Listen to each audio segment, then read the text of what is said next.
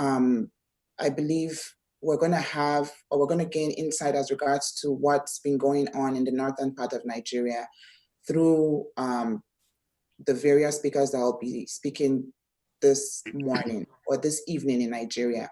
Now we have only the panelists on video. However, we're streaming on Facebook and other platforms, but would only have our panelists speak. Now the observers are also free to contribute, make suggestions or ask questions as we go. You can just signify by raising your hand or sending a text in the chat box, and then would have our moderator have you in. But I see that Natalie, are you ready? Yes, can you hear me? Yes, we can. Okay. So you can take it from there then. Okay, hold on 1 second.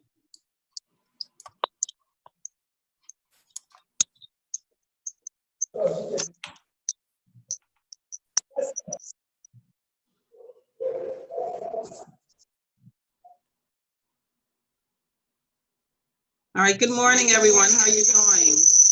Okay. It sounds like it's a backup echo. Can everyone hear me? It sounds like there's a backup. Oh, no. Can't hear you. Okay.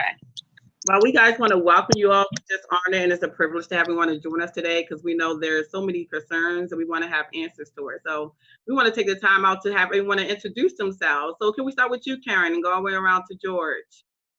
Oh, my name's Karen, actually Fitzpatrick Tully, and I'm friends with Magna Faith. We've met with joined an organization in Maryland. I'm just here as an observer. If I can help in any way, that'd be great. Taking the time out to join us today. Oh, thank you. Well, I'm interested. I'm very interested. All right, Mr. George, tell us about you. Yes, my name is George Parker. I'm Executive Director of Revealing Light Ministries. We've been in existence for 5 years. We started in Uganda, but we have a presence in 12 different countries. And the focus of our ministry, we are a faith-based ministry, is dealing with the issue of trauma. Oh, I like that, trauma. That's good. Well, thank you for all your work and efforts, Mr. George. We know we know you're touching many people's lives. All right, Dr. Stanley, talk to us. Tell us about you. Yes. How's everybody? It's very hot around here in Maryland. I'm Dr. Stanley Onye, professor of government and politics. I've been teaching at various universities in the Washington metro area. And recently I took a sabbatical from UDC. But right now I'm running my own consulting company, Snaco consulting to some local governments around here and even some governments in Nigeria, as well as some nonprofit organizations. And I'm loving it because it really exposes me to so many things. I am a community leader in Maryland and Washington metro area. And during the last election, I contested for Maryland House of Delegates. Well, I'm going to do it again, however. But right now, the critical thing is trying to find out what is going on in Nigeria and how can we help to resolve the issue. So all right, well, thank you so much, Jonathan. Thank you, Dr. Stanley. Thank you for allowing us to hear all your hard work. So, Mr. Jonathan, how are you today? Tell us about yourself.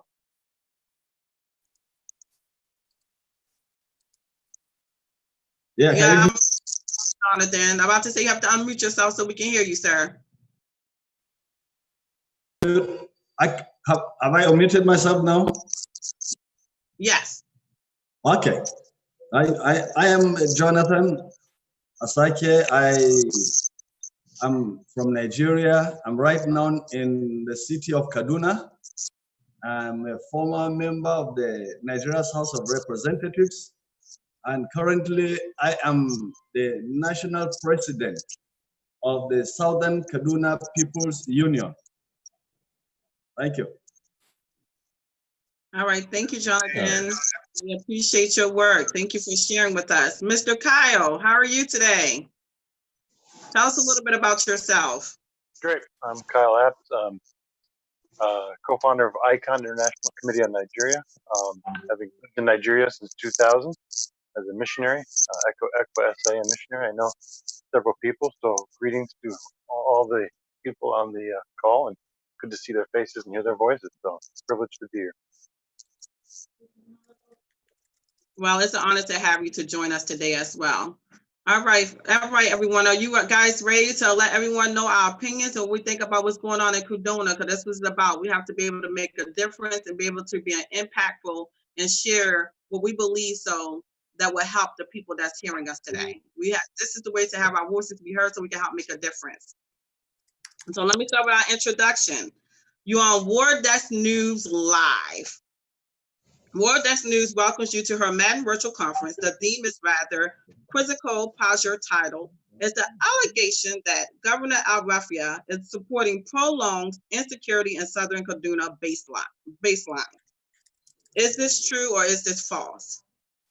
While the killing in southern Kaduna continues, the governor claims to have spent no less than 60 billion naira on security in the state, yet held that peace is possible only through the people.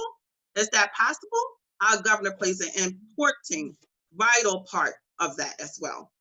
While the killing in southern Kaduna continues, the governor claimed that the opinions that it has to do with the difference between religion and ethnic backgrounds.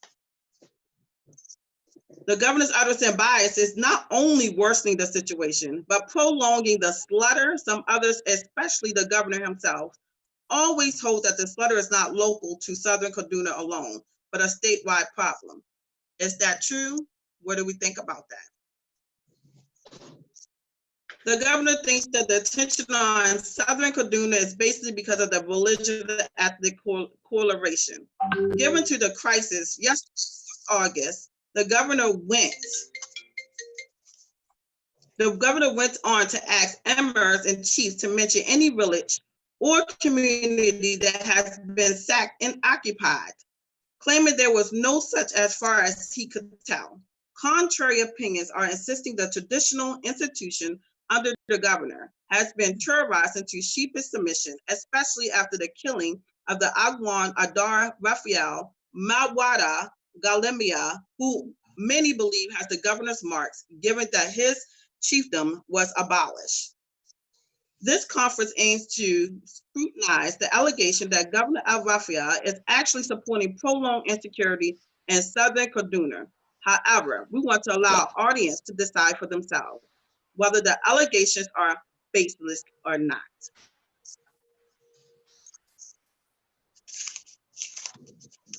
I'm going to take the time to introduce our first panelist and keynote speaker. Her name is Dede Largison.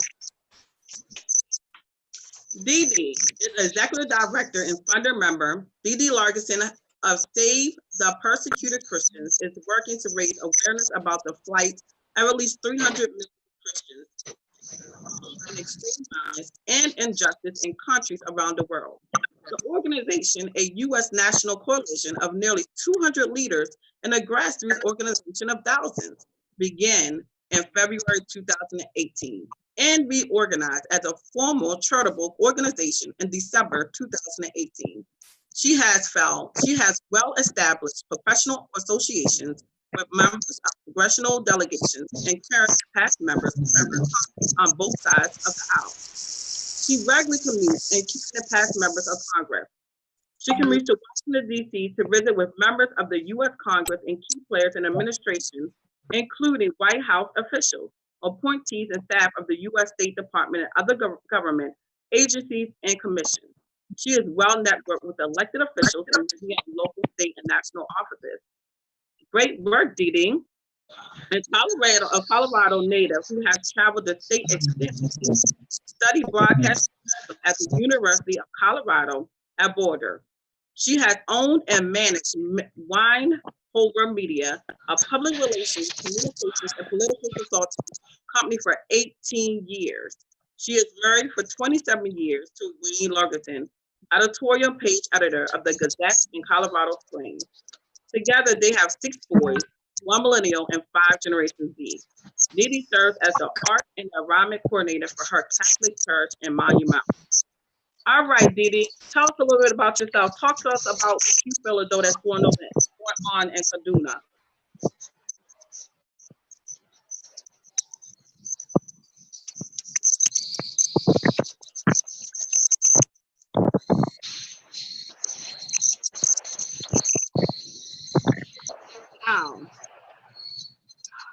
Calbert.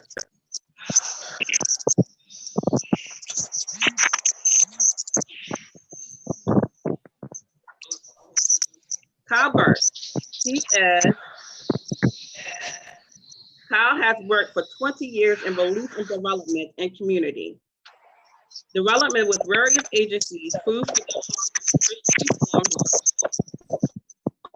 relief committee, Sports Friends and Families.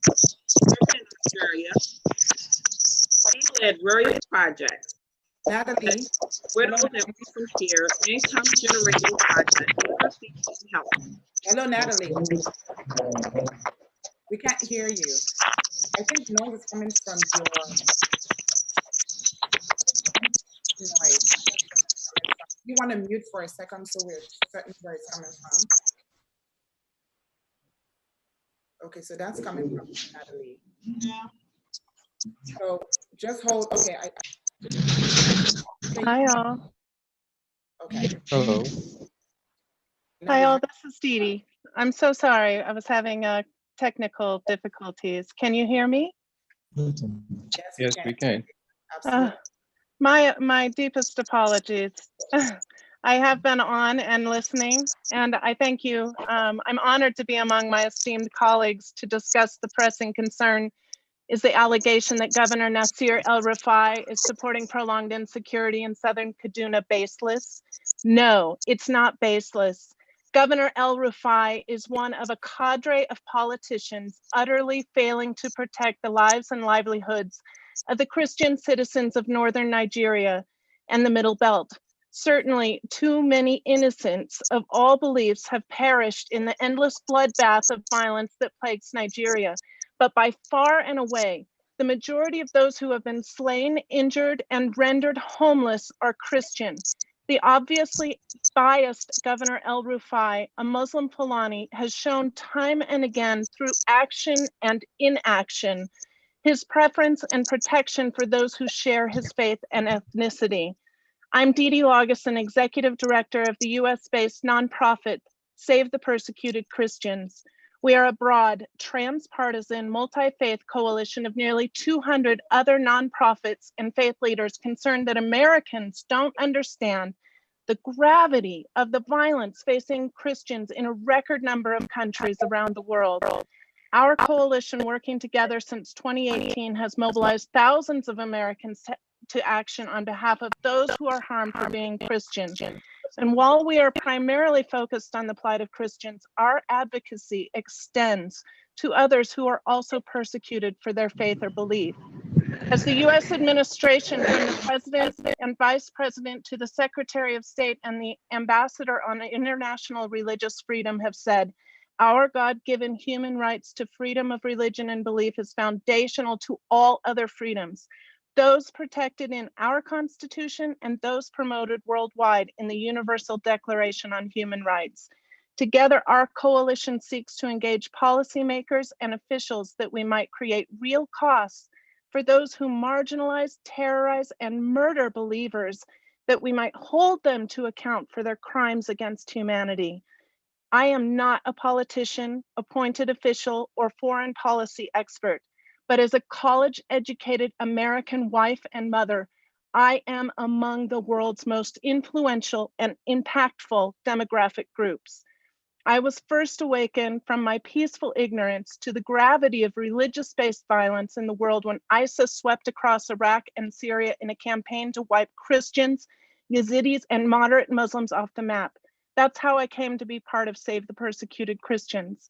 Then I watched in horror as dozens of Plateau State villages went up in flame and murder and mayhem erupted as US Ambassador to International Religious Freedom Sam Brownback departed Nigeria at the end of June in 2018.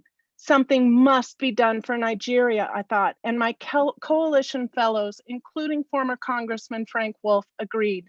It was then that we set about seeking the presidential appointment of a U.S. Special Envoy to Nigeria.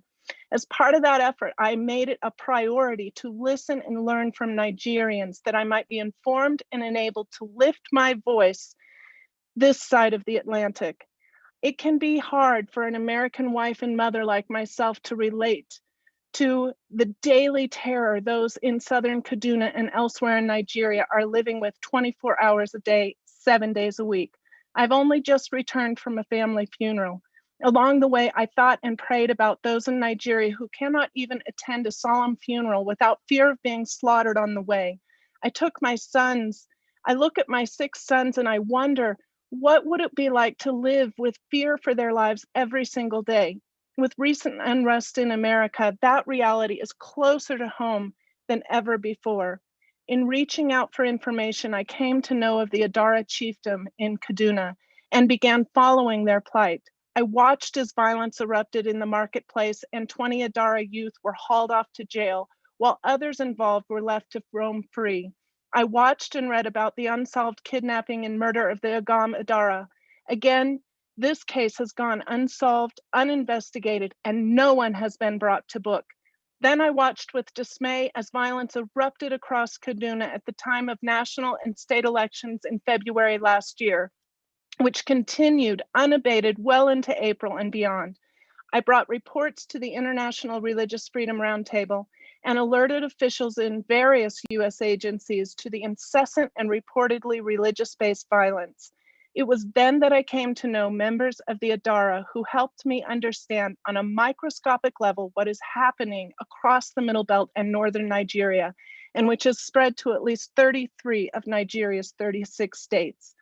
Following the death of the Agam Adara, Dr. Galadima Maiwada, the Adara leadership was informed of the dissolution of their first-class chiefdom by unilateral writ of Governor El-Rufai and against the popular will of the people. In fact, it was done without their consideration nor consent. And this mostly Christian Adara chiefdom was separated into different governing groups, and one of those being a newly formed emirate. So you're putting the Christians under the leadership of an emir, and the Adara were very much opposed to this. Seeking a reversal, the Adara took the matter to court. The case continues to this day, languishing in courts, with Governor El-Rufai's administration initiating multiple delays. What got me is that within a week of the first hearing on that Adara case, at the end of January in 2019, the violence that erupted near to and during the elections began. A Christian village in Kaduna was attacked by what witnesses said were marauding Fulani shouting Allahu Akbar and hacking or shooting to death everyone they encountered, including a pregnant woman and a blind grandmother. Showing no concern for the victims, instead, Governor El-Rufai struck back. Within the week, the night before scheduled presidential elections, Governor El-Rufai's spokesperson unilaterally and without the confirming presence of state security officials announced reprisal attacks that he said killed 66 Fulani. When questions arose concerning the validity of the governor's report, he doubled down and increased the casualty count to over 130. Anyone who dared to question his account, including a citizen journalist and a national human rights advocate, were intimidated and interrogated by the state. While the violence against the mostly Christian Adara in Kaduna continued, the governor failed to show concern for the Adara victims. Increased security was nowhere to be seen, and rather than seek an end to the violence without bias, Governor El-Rufai arrested 7 Adara elders for the as yet questionable reprisal violence against the mostly Muslim Fulani. Frustrated by this appalling injustice, my coalition decided to act. In June last year, and in coordination with International Committee on Nigeria, Kyle Apps and Stephen Anata, who are on the call today, and Congressman Frank Wolf, Save the Persecuted Christians, brought members of the Adara tribe, Ahari Bawa Magaji and Mercy Dio, to the United States to give witness to the violence in southern Kaduna. Together, we visited with members of the media, Congress, and the administration, including the Vice President's office. These witnesses told compelling stories about the travesty of terror being met out to Christian villagers of southern Kaduna. They unequivocally said the violence is ethno-religious based and is supported by the complicit actions on behalf of El-Rufai's government. Since then, we have continued to follow. We have reported on this. We have written a report to the UN Special Rapporteur on freedom of religion and belief, and we continue to press for a US Special Envoy to Nigeria, and we continue to put Governor El-Rufai under the microscope. The violence this year has topped what we had last year, and last year was really, really bad. It's been bad for at least 5 years.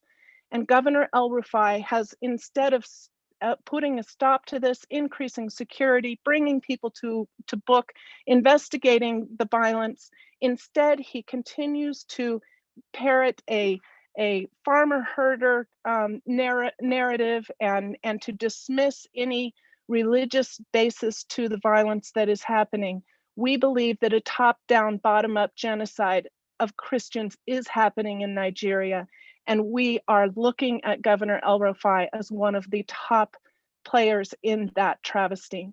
Thank you so much for listening to me today. I'm very excited to hear the reports from the other people on the line today. Thank you to all the panelists and to the moderators. Thank you, Magna.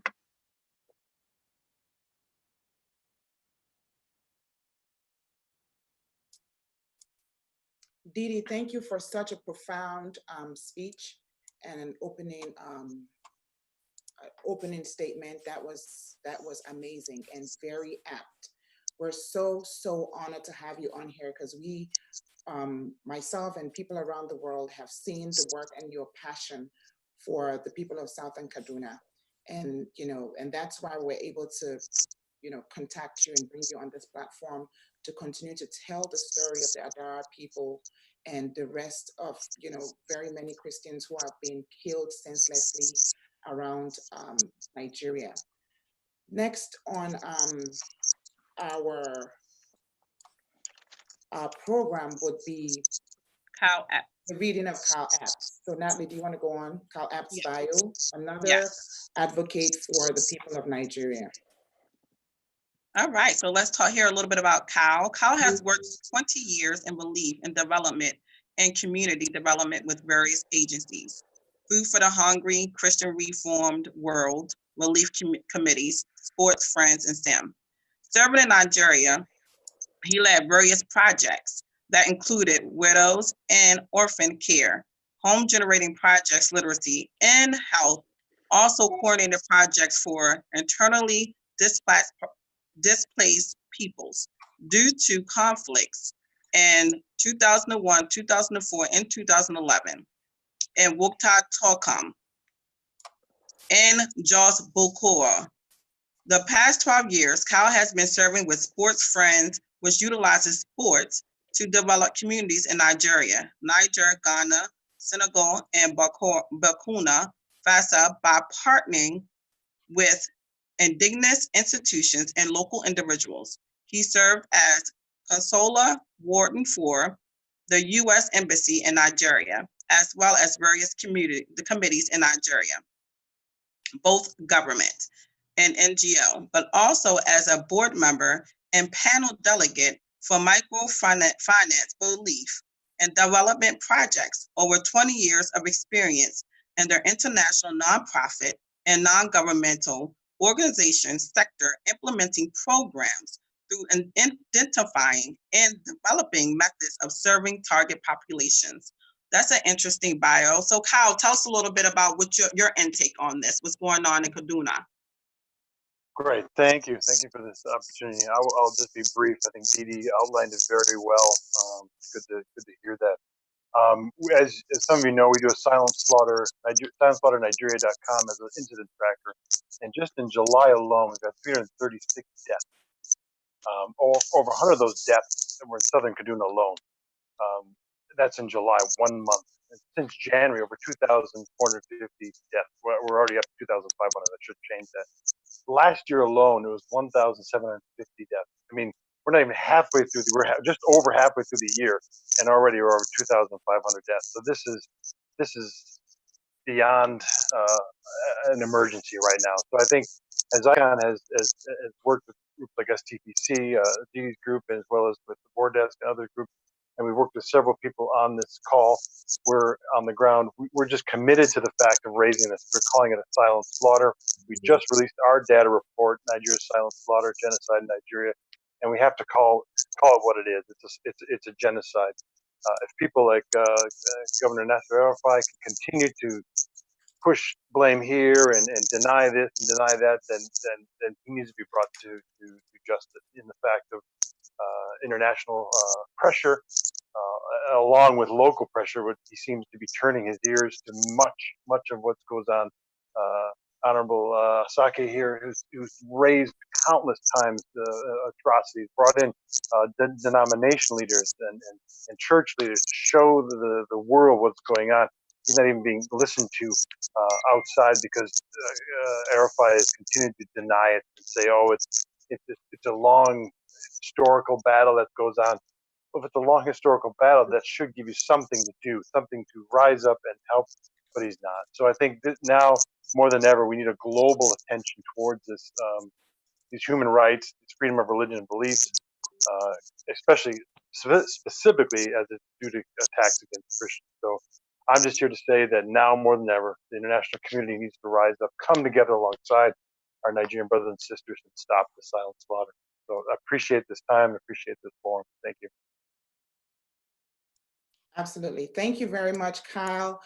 Right now, we're going to go ahead and watch a video. And right after the video, we're going to have Honorable Jonathan Asake, present what he has to present. Now, it's imperative that we honor, our Southern Kaduna people, folk who are on this platform, because this is all about them. This is all about the people of Southern Kaduna. This is all about the Christians who have been senselessly killed, in Nigeria. And so we're building up until we have, of course, Honorable Jonathan Asake, Honorable Mesamari, and many more speakers from the Southern Kaduna region. But let's see this video quickly. Hold on.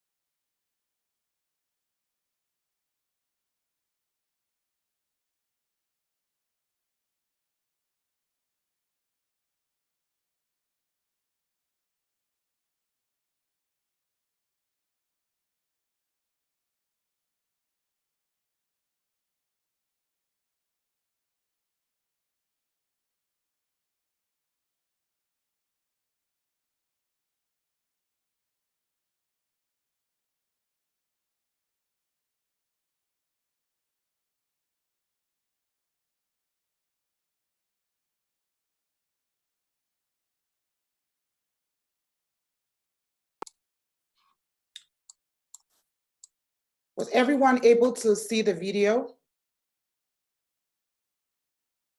Yes, Magna, I was able to see it. Yes. Okay, great. Ridiculous. Great.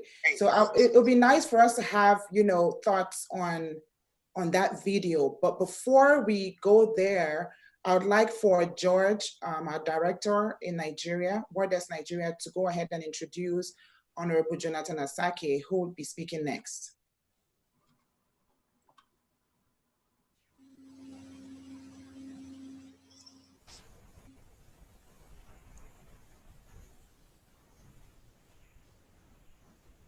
Good evening. Yes, good evening. Good afternoon from us. Okay, that's fine, sir. May I take this opportunity to introduce Honorable Jonathan Asake, who is presently the president of Southern Kaduna People's Union. He was a one-time chairperson for Zangun Kataf local government area, and was also a one-time federal representative for Zangun Kataf Jaba Federal Constituency.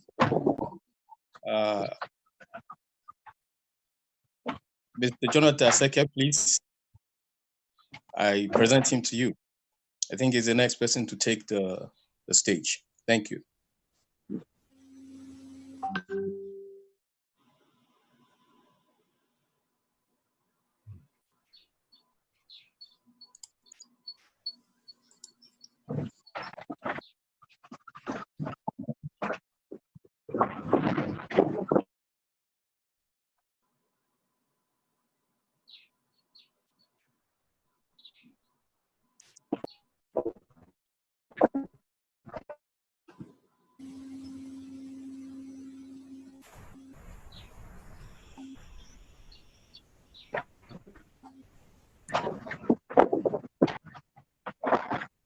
Honorable Jonathan, can you hear us?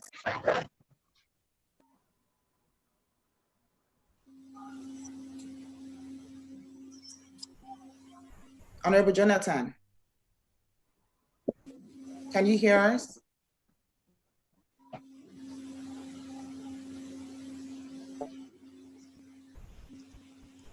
I think he's having issues with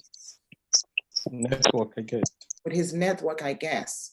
So we'll just move on to the next speaker. We'll move on to the next speaker, which would be Professor Stanley Onye, Dr. Stanley Onye. Dr. Stanley Onye, would you take the stage, please? All right. Good afternoon. Good morning, everybody. Good morning. I'm coming to you from Maryland, and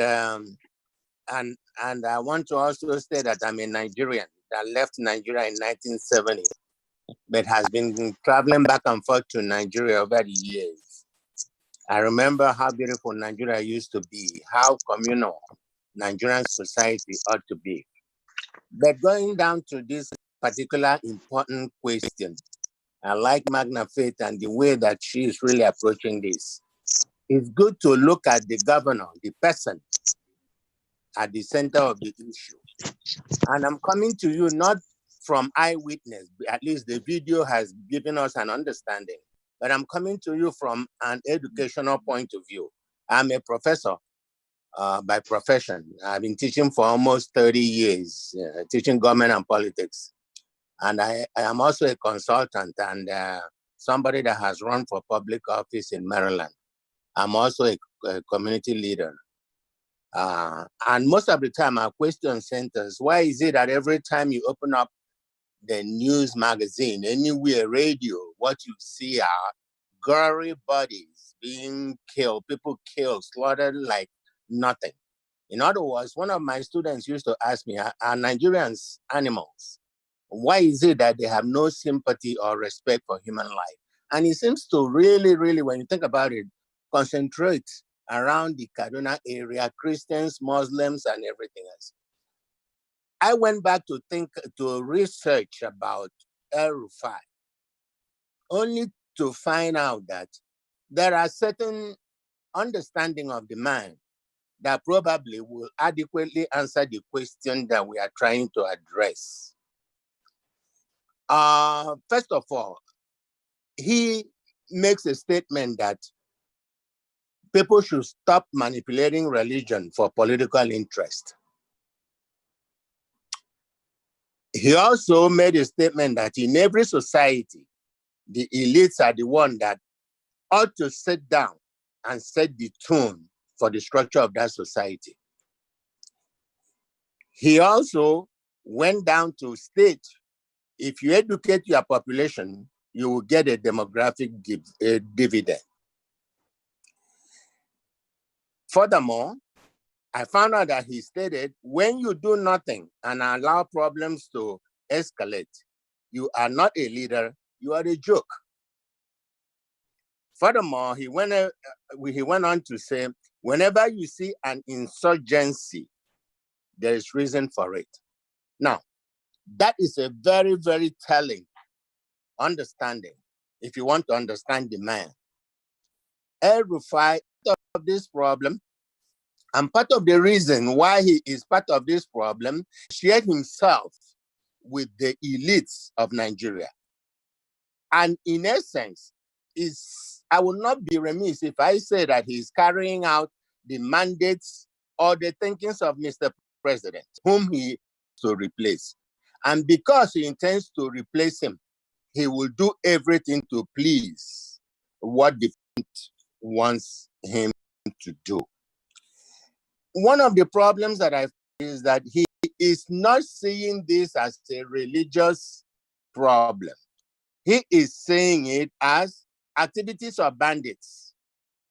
In other words, he is calling all these people bandits, and in all essence, all his activities center around the southern Kaduna. That is where the military is set up. That's where the military carry out what they want them to do. That is where the bandits operate, according to the way he says it. Because he sees them as bandits, he, in essence, has no clue or does not want to address the killings of Christians and the maiming of Christians. In other words, he is not devoting enough resources to take care of this insurgency. He is not even interested in making sure that is addressed. You go down, he has been able to carve out his constituency. I'm sorry to digress a little bit by saying that the same behavior that the leaders carry out, in the sense that when they identify their society, they tend to protect that society at the expense of the rest of the place. Yes, killing of citizens in Nigeria is very, very ridiculous. Yes, it boils down that the governor is not doing his work. The governor is encouraging them because the governor wants them to back him in all the endeavors that he's carrying out. So, in essence, the southern part is now a war front, and we are all calling on international organizations to help us bring this out so that Governor El-Rufai will know that the eyes of the world is on him. He is not exonerated from this problem. And in answering the question, is his problem. Thank you. Thank you very much, Dr. Onye.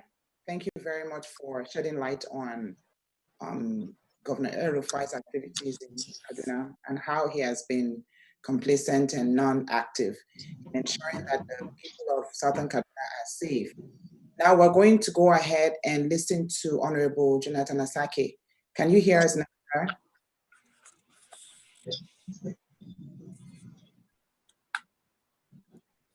Can you hear? Yeah, we can hear you now.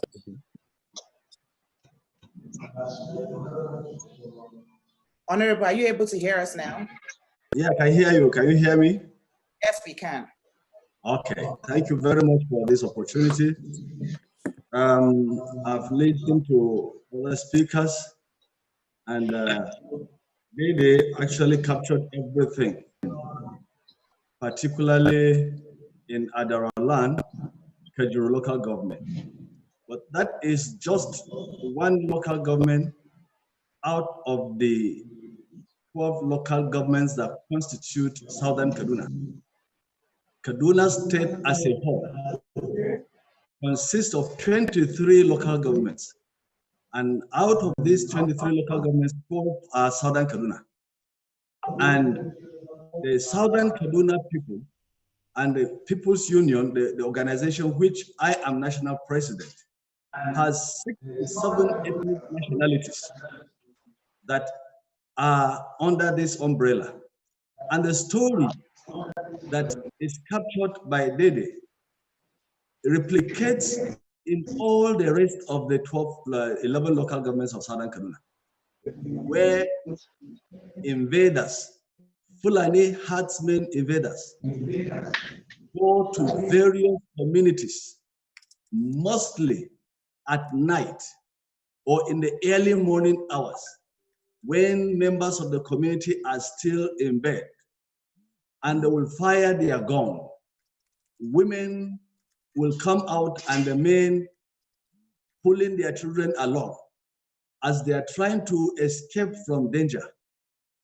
The invaders will be gunning them down, hacking them with machetes, and that is why anyone that has seen the picture of any particular invasion, you will see how gory the pictures are. The organization, and when these villagers are running, they can make distress calls, and nothing will happen. Nobody will come to their rescue. And at the wake of the day, that is when you see dead bodies littered everywhere in the community. And when the youth of the area, of the community, go after the invaders, that is when the security come in and will arrest the youth of the community. And the victim, therefore, becomes the aggressor. While the aggressors will still look around the bushes and the hills, waiting for the next invasion in the next community. And when these invasions take place, they normally displace the survivors out of the communities into neighboring communities. And those displaced people that go into neighboring communities will squat in neighboring communities. But there's no assurance that they will not be attacked again. They can only wait for a time to be further invaded and displaced into neighboring communities or into camps. But one thing, the government under El-Rufai does not even allow the formation of an IDP camp. So the survivors of these attacks can only look around with families who don't even have food to eat. And those that remain in camps, maybe in uncompleted buildings, will have all the humanitarian crises that we can think about, unthinkable. And by his own politics, by his own actions or inactions, everything suggests that he does not only prolong security, but he supports it, he abates that is the insecurity in Kaduna State. And in Southern Kaduna, the genocide that is going on in Southern Kaduna. In fact, my own organization, the Southern Kaduna People's Union, we have been able to go to almost all these communities that are attacked. Each time a community is attacked, like I said earlier, normally in the early hours of the morning, in the night, distress calls will come. You are given a distress call, oh, we're under attack. You will hear children crying, women crying, running. Nothing you can do. There's nowhere you can call for help because the authorities in the state are not going to respond to that distress call. And so you find out that the next time, the only thing that the governor knows how to do is that whenever there is an attack, instead of going after the attackers, instead of making the security to go after the attackers who always look around the vicinity of the attack, he will rather impose a curfew. Right now, Zangon local government and Jama local government, Kaur local government, Kaura local government have been under 24 hours where the indigenes of the area cannot go to farm. They cannot go to look for food, and nobody takes food to them. So they are suffering hunger right now. And he doesn't give a damn about it. And what more, when the rest of the world, the media is reporting the atrocities, bring in some narrative, calling it communal clash. Now, we have argued, if it is of a herders and farmers clash, and I have argued this, 95% of the victims of these attacks are always women and children and the old people, and of course physically challenged people cannot run. And so the question is, these people that are killed normally are killed in their beds, not in their farms. And the people that come to kill them come with AK-47, come with machetes and other deadly weapons, and kill their victims in their homes, and they burn their corpses beyond recognition. And so, if anybody calls it a farmers herders clash, it is not true, because those that come to kill are never coming with cattle, and those that they kill are mainly women and children, the most vulnerable of the communities. And so they are not killed in their farms, they are killed in their sleep. And if anybody calls it communal clash, or like the federal government, they prefer to call it that it is a group of youth and of Fulanis and the natives that are always fighting. But again, that is not true, because those that are killed, there are 3-month-old babies, there are 3-year-old babies, and there are women. Are those members of a gang? They can never, a 3-month-old baby can never be a member. And so all these narratives are just a ploy to mislead the world from the genocide that is taking place in southern Kaduna under the watch of Governor Nasiru El-Rufai, whose utterances always have suggested that he knows exactly what is going on. For instance, in the date of rescheduled gubernatorial election of 2019, he took the job over the job of the security agencies and took over and announced that 66 Fulani people were killed. And he later reviewed the number to 130. That immediately triggered a killing, the massacre of the Adara natives of that area in their large numbers. And so the utterances of the governor actually led to serious massacre, and it suggests complicity. And again, he has told the world that the killings, when the killings were going on in 2016, in Jama'a local government, he imposed a 24 hours curfew. And within that time of the curfew, no indigene could go out. They were just kept together in one place. And those attackers came and killed that year over 800 people. The same thing happened in Zangon, which just happened last month, that under the curfew, the natives are not allowed to move around, but the attackers can move around with their guns and they will never be apprehended by the security. All these massacres, no local government has been left. Or in Chikun local government, which is neighboring Kaduna, over 16 communities have been attacked. On the 6th of January this year, while communities were being attacked, 58 people were abducted into the bush. In fact, many of them were killed.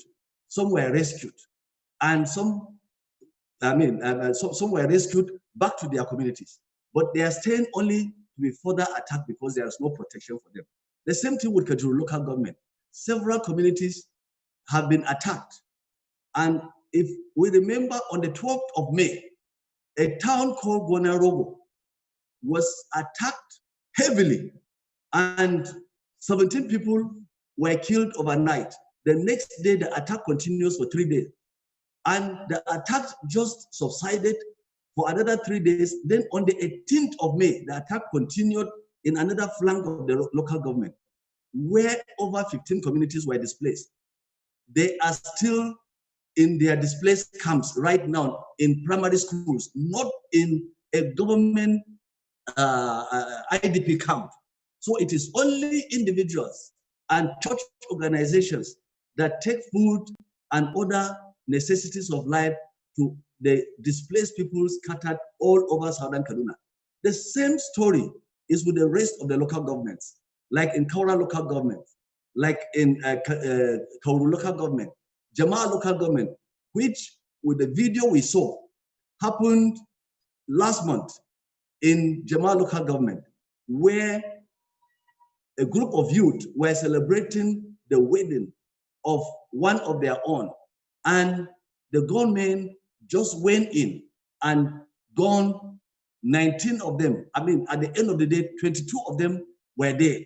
And today, most of them, around 20 of them, are still receiving treatment in various hospitals with gunshots. And all that we hear is that the governor explains away every attack. He never takes steps to bring the security people to go after the attackers or to apprehend them or to prosecute them. All these attacks I'm talking about, up till today, none, not a single prosecution had been made. But have there been some arrests? Yes. Members of the community have arrested some of the attackers, taking them to the security. And that is the last you will ever hear about them. And that is the story that we have in southern Kaduna every day, every time, killings. Right now, as I'm talking, I have received phone calls today that letters have been written to various communities, including my own community, that attackers will go and attack them. And there is nowhere you can go to lay a complaint to save your people. And so, and they don't even allow the people to defend themselves. Every time, the security people will go into the homes of the natives and search their homes. When they see a den gun or a machete or a kitchen knife or even a bow and arrow that the indigenous can use to defend themselves, it is taken away. And each time there is this search of the homes of the indigenous, then everybody knows that there is going to be an attack, unprovoked attack, and on defenseless citizens. And that is what we are going through.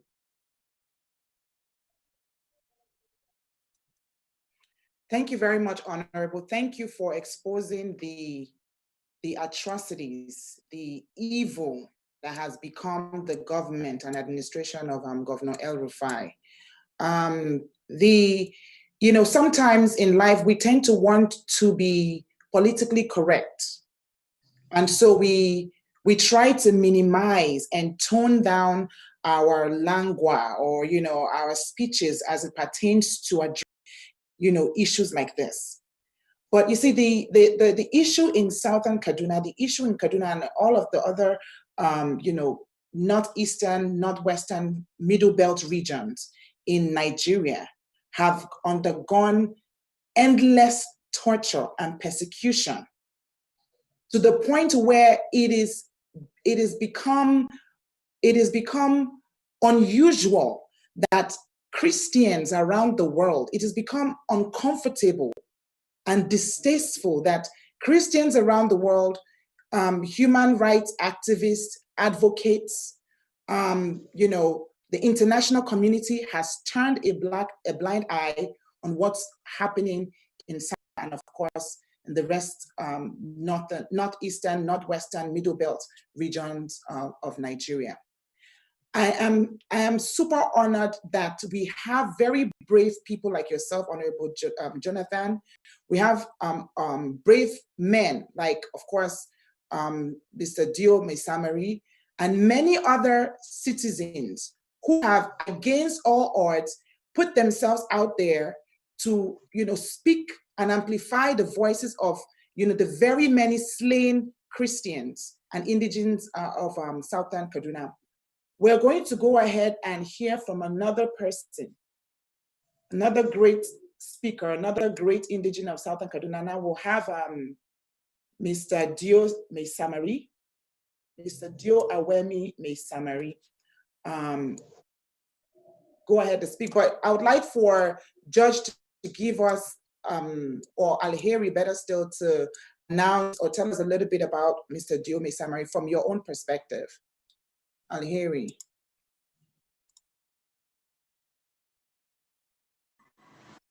Hello, everybody. To talk about Elder Dio, will take this whole section.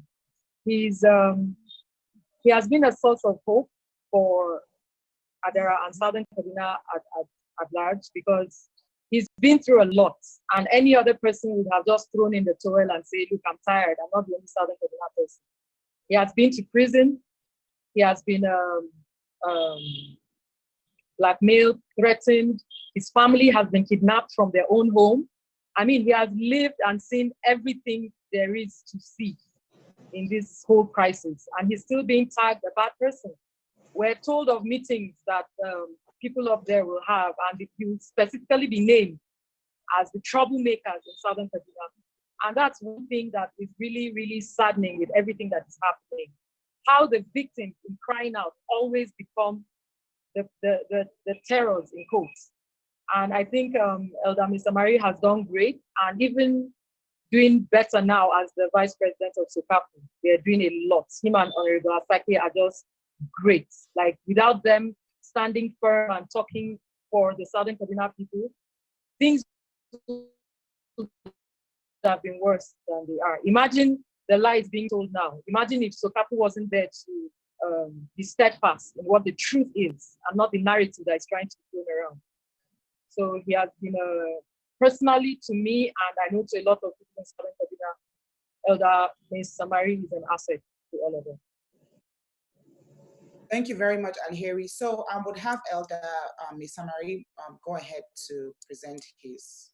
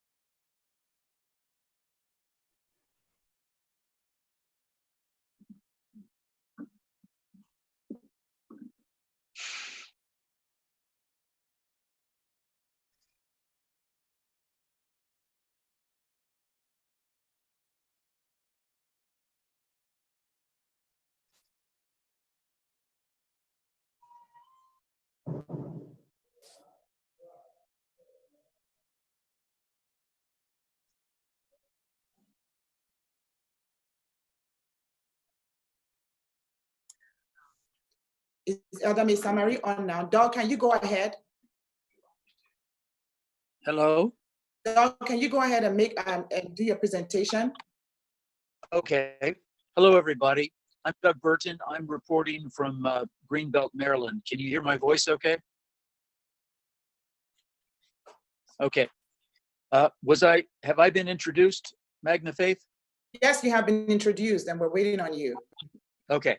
Well, thank you, everyone. I'm really honored to be part of this presentation, and I am also humbled because I'm not really an expert on Nigeria like those of you who are natives and who have been undergoing this trail, for many years. I'm privileged to be a reporter. My background is in opinion journalism at the Washington Times, and in the last few years, I've been an independent writer on Nigeria. What I would like to talk about is media aspects of the crisis, okay? Here's my take. All accounts, Nigeria has a crisis of governance and a crisis of violence and a humanitarian crisis, as the Honorable Jonathan Hasaki and Didi Laugason have well informed us. I'd like to focus my remarks on media establishment, that is, the institutions that tell Nigeria's self-understanding and its story to the whole world, because in many ways, there is a very close parallel between the crisis in Nigeria and in our political crisis in the United States.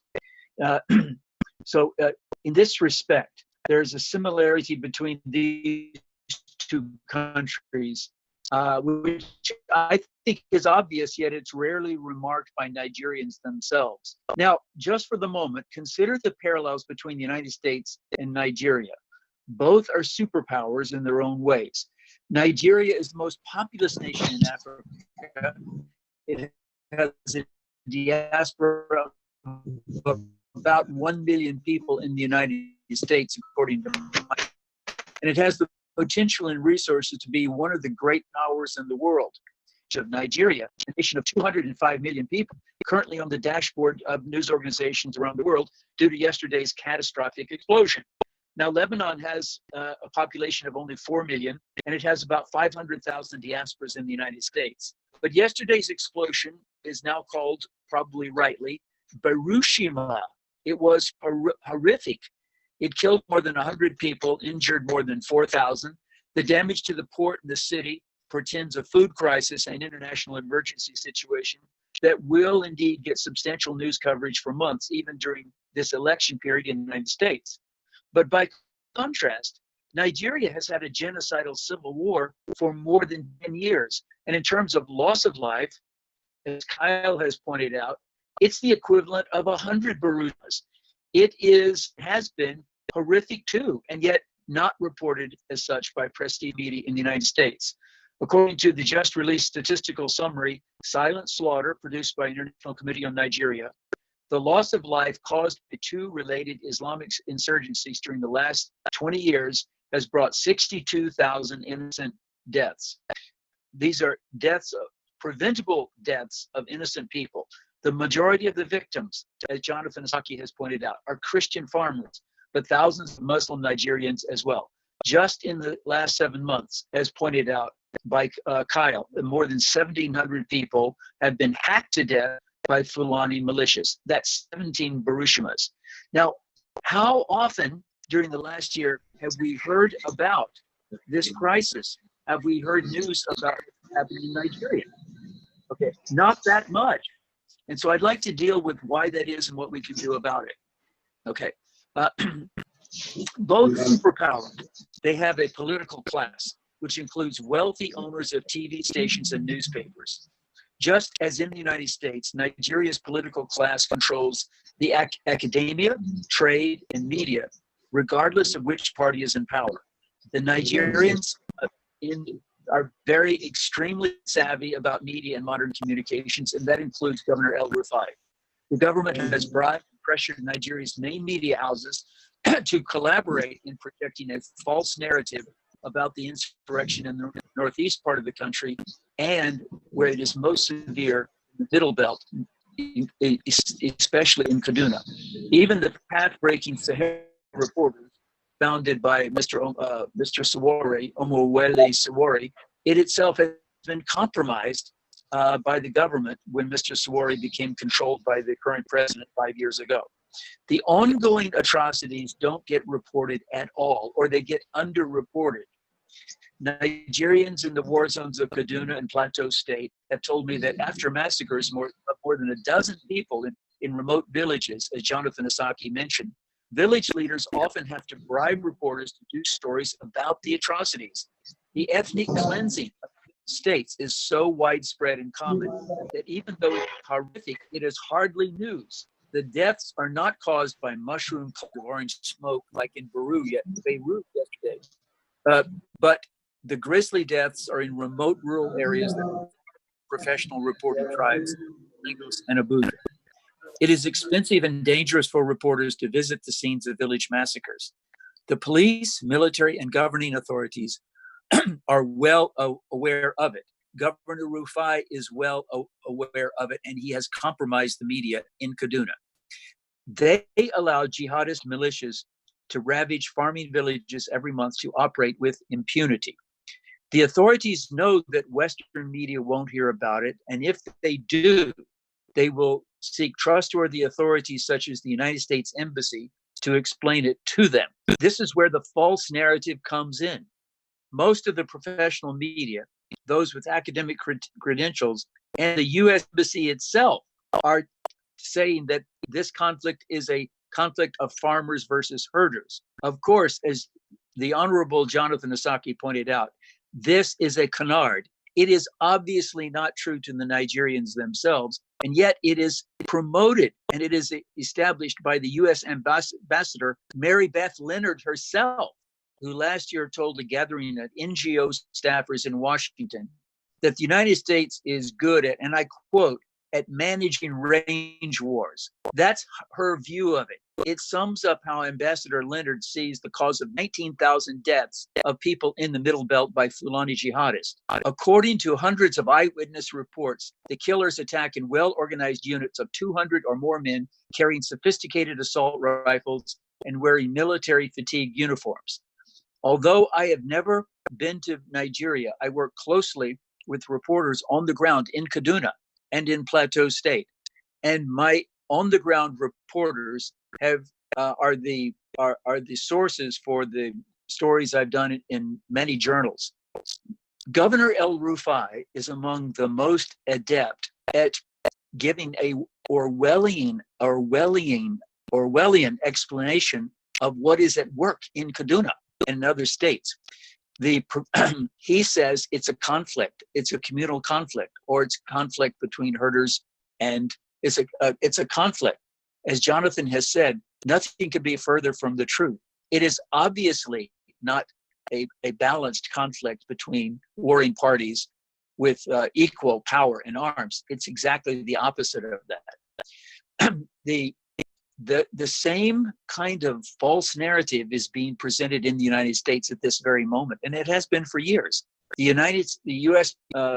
population has been told for months, for the last 3 months, that peaceful demonstrators have not rioted in 20 cities in the United States, when the American people see clearly that the opposite is true. They see for the last 60 days Antifa activists trying to burn down and to destroy the federal courthouse in Portland, Oregon. We can see that the difference, because the citizen journalists and right-wing or conservative news media are showing us the reality of the violence in the United States. So as a result, the American people no longer trust their prestige media. There was a media institution report just released 2 days ago, and it was reported by the Associated Press that more than 50% of the American people do not trust their media. This is a good development. For finally, the Americans realize that their truth tellers are not valid. They have no credibility. The same has not been demonstrated in Nigeria.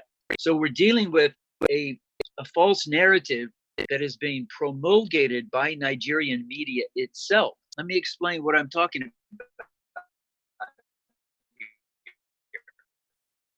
Uh,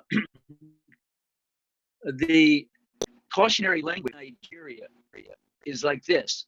The Nigerian media are not allowed, as has been pointed out, they're not allowed to identify the terrorists who are killing people on a broad scale as terrorists. They have to refer to them as bandits or as hooligans or as gangsters. This is a convention that the Nigerian journalists themselves, because they accept, because many fear to be jailed, like our friend Mr. Stephen Keefus, who's one of the brave participants on this call. Mr. Keefus has been a source of stories about the reality of the genocide, even while he is himself underground seeking to elude arrest, because he tweeted a story that I published in April about collusion of the Nigerian military with the terrorists themselves. And I'd like to point this out. In middle of April, we did a story about an attack in southern Kaduna in, let's see, what is the, I've given this story to Magna, but I don't think we have the slide on it. There was an attack in Angwan Magaji. The 200 militia Fulani terrorists attacked Angwan Magaji, killed several people, but one of the Fulani attackers was killed by a vigilante on his way out of the village. His cell phone found on his body had 28 numbers on it, which we purchased. 3 of these numbers were numbers to Nigerian police and army. Our man on the ground called one of these numbers, and the person who answered this number was a Nigerian army corporal at a barracks in Bauchi. He was selling assault rifles to the terrorist, and we established that on the telephone call. We did a story about this, and when it was published, no Nigerian media would do a follow-up story. There has been no follow-up to this, this documentation of collusion. This is not the first time that Fulani terrorist cell phones have been recovered. They were recovered a month earlier and were turned over to the authorities in Jos. No follow-up was noted. There were no arrests. There were no stories. That was not the first time either. 2 years ago, cell phone was recovered in one of the Irigwe villages that was attacked, was turned over to the authorities. Nothing happened as a result of it. So the collaboration between the police and the army is obvious, but the story is not getting out. So Mr. Keefus simply tweeted the story that we published on Zanger News, I think on April 23rd. And as a result of that tweet, which went viral, the Nigerian military or police began to seek his whereabouts to arrest him. That's why he went underground. Now, I would like to point this out. There has to be a way for us to get out of this morass. In the United States, there is a citizen awakening, and there is a citizen awakening in many states of the European Union. And it's been evident from 2015 with the Brexit movement and with citizens awakenings in Germany, in the United States. And we need a citizen awakening in, speaking from the point of view of an outside observer like myself, I would recommend that there are 3 prescriptions for change, okay? I'm going to, I would like to talk about the prescriptions here.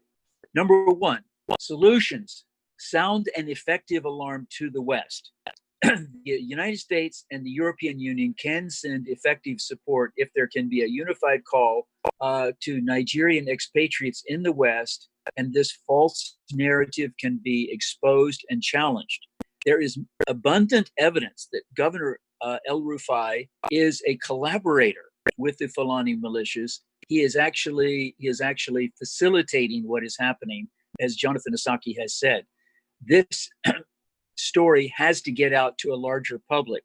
The International Committee on Nigeria has done a good job, and this Save the Persecuted Christians has done a great job, and I commend Didi Laugason. They have led a movement to call for a special envoy to West Africa to help the Nigerian government to coordinate its remediation of terrorism. That by itself is not enough. There has to be a groundswell of public opinion that will give our cause and rationale and justification to make this step. So I would say first, the Nigerian diaspora in this country to speak up with a loud voice to its elected representatives, their congressmen, their senators, and to news media that are willing to cover this story. In contrast to the way Jews were assisted by American Jews 40 years ago during the Cold War, Nigerian expatriates. Now, I'm accepting the brave and very articulate people on this call, but Nigerian pastors and religious and leaders of organizations have not been the ongoing genocide. It is like, as Kyle said, it is a Holocaust happening before our very eyes. With more outspoken protest, then there will be more media coverage of what's happening in West Africa. Secondly, I would like to recommend that as a group of concerned people, we urge that the persecuted minorities in Nigeria, and it's not only the Christians, we must urge that gun ownership laws must be changed and that the Nigerians themselves take initiative to arm themselves. If I have a friend in Nigeria, the first gift I want to give him is a weapon. If I can enable him to purchase weapons, though it may be legal or illegal, it doesn't matter. If Nigerians will take responsibility to arm themselves and to set up their own civil defense forces, there will be less killing. I am sure of it based upon my experience in Iraq. I spent 2 years in Iraq a few years ago during the intense time of the war there. And the difference is striking. In Iraq, in northern Iraq, where ISIS killed so many people, nearly every Iraqi family has an AK-47. Guns are very commonly owned, and this does give families a way to defend themselves. In contrast, in Nigeria, the Christian farmers are disarmed. This has to be reversed. Is to expose, the bias, expose the lies, the false narrative that has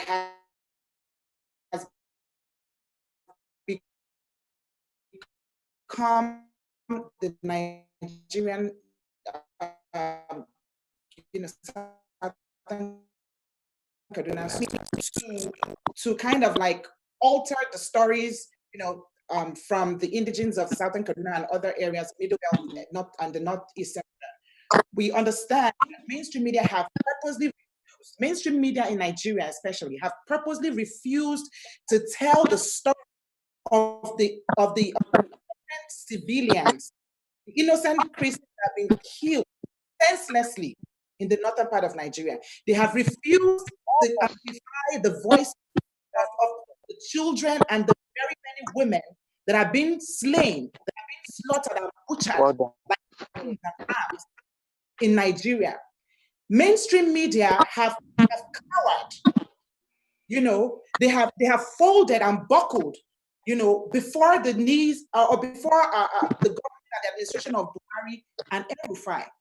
It is time we put our differences behind. It is time that we stop all of this sentiments and emotional speeches and come together to speak truth to power. Now, on this conference, we have, of course, the executive director of Save the Persecuted Christians. We have another executive director of ICON, the International Committee on Nigeria. We have the executive director of Revealing Lights Ministry. We have veteran journalist Doug Burton. We have Honorable Jonathan Asake. We have Al-Heri, who has been doing so much for the indigenes, these people right there in Kaduna. We have the director of War Desk Nigeria, George. We have Stephen Kefas, who is also with War Desk News. We have, a reporter and observer, Karen Tuni, and many other observers that have been anonymous for reasons. Now, we're doing all of these things, in spite or irrespective of our different goals and visions. We have come together to speak truth to power. We have come together to amplify the voices of the indigenes of Southern Kaduna and many other people who have been persecuted, who have been tortured day by day. I'm not gonna talk for too long. We're gonna go ahead and listen to Elder Maisamari. Elder Maisamari, are you ready to take the stage now?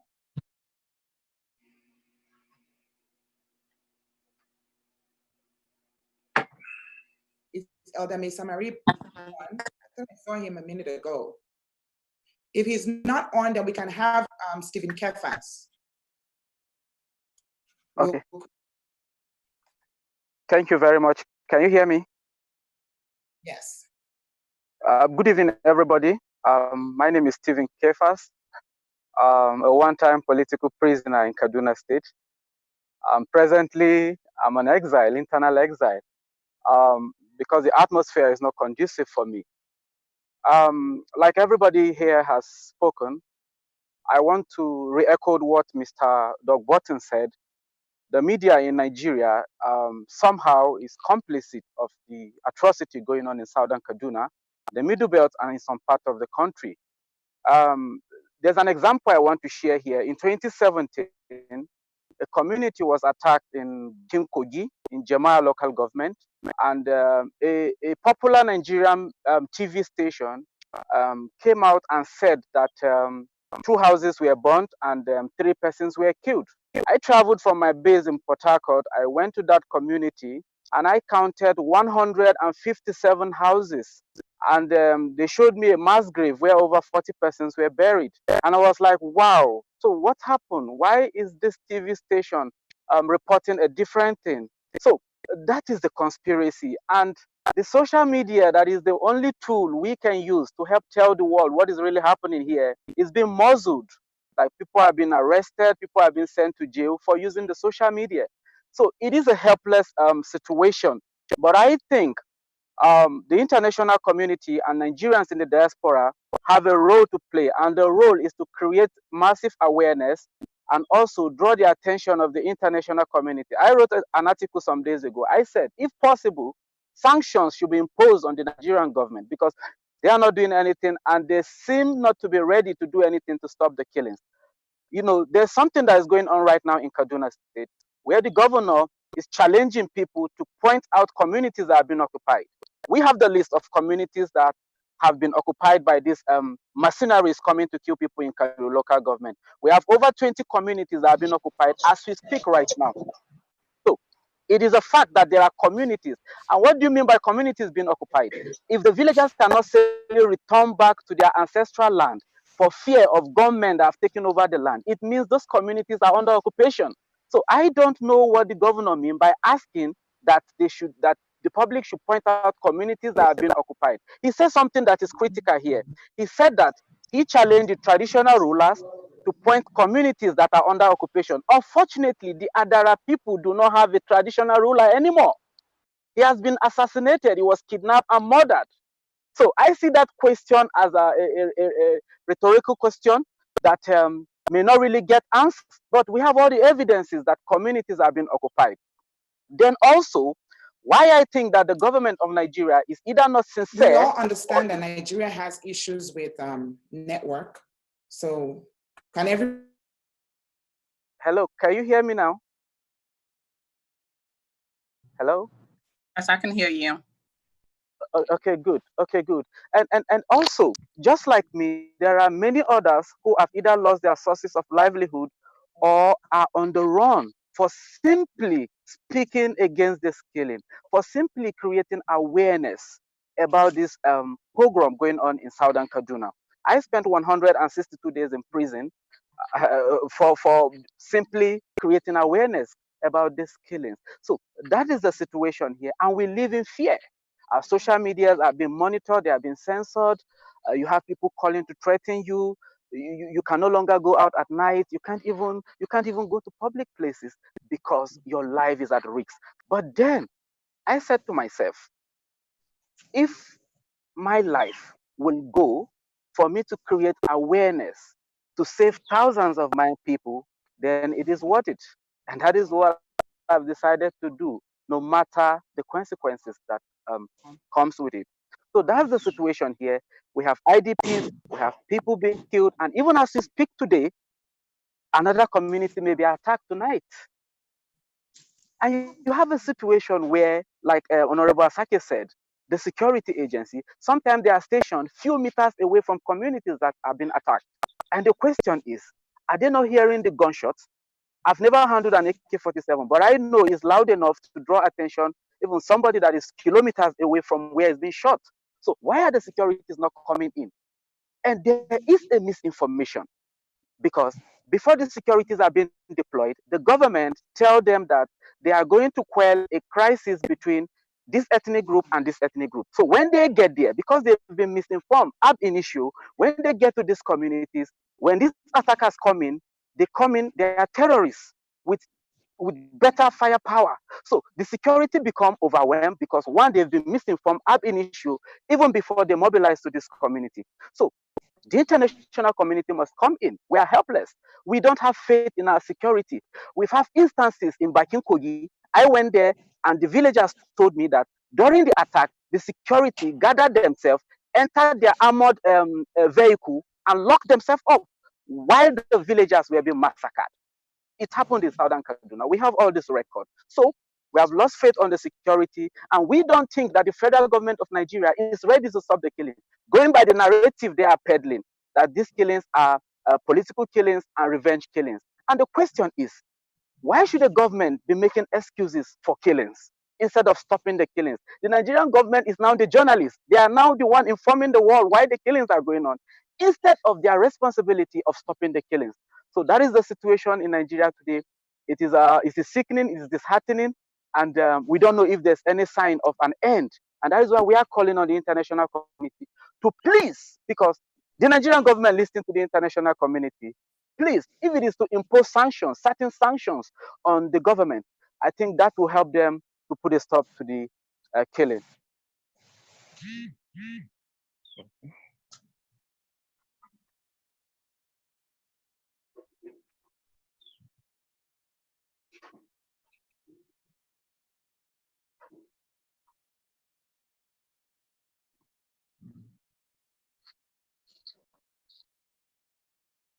Hello?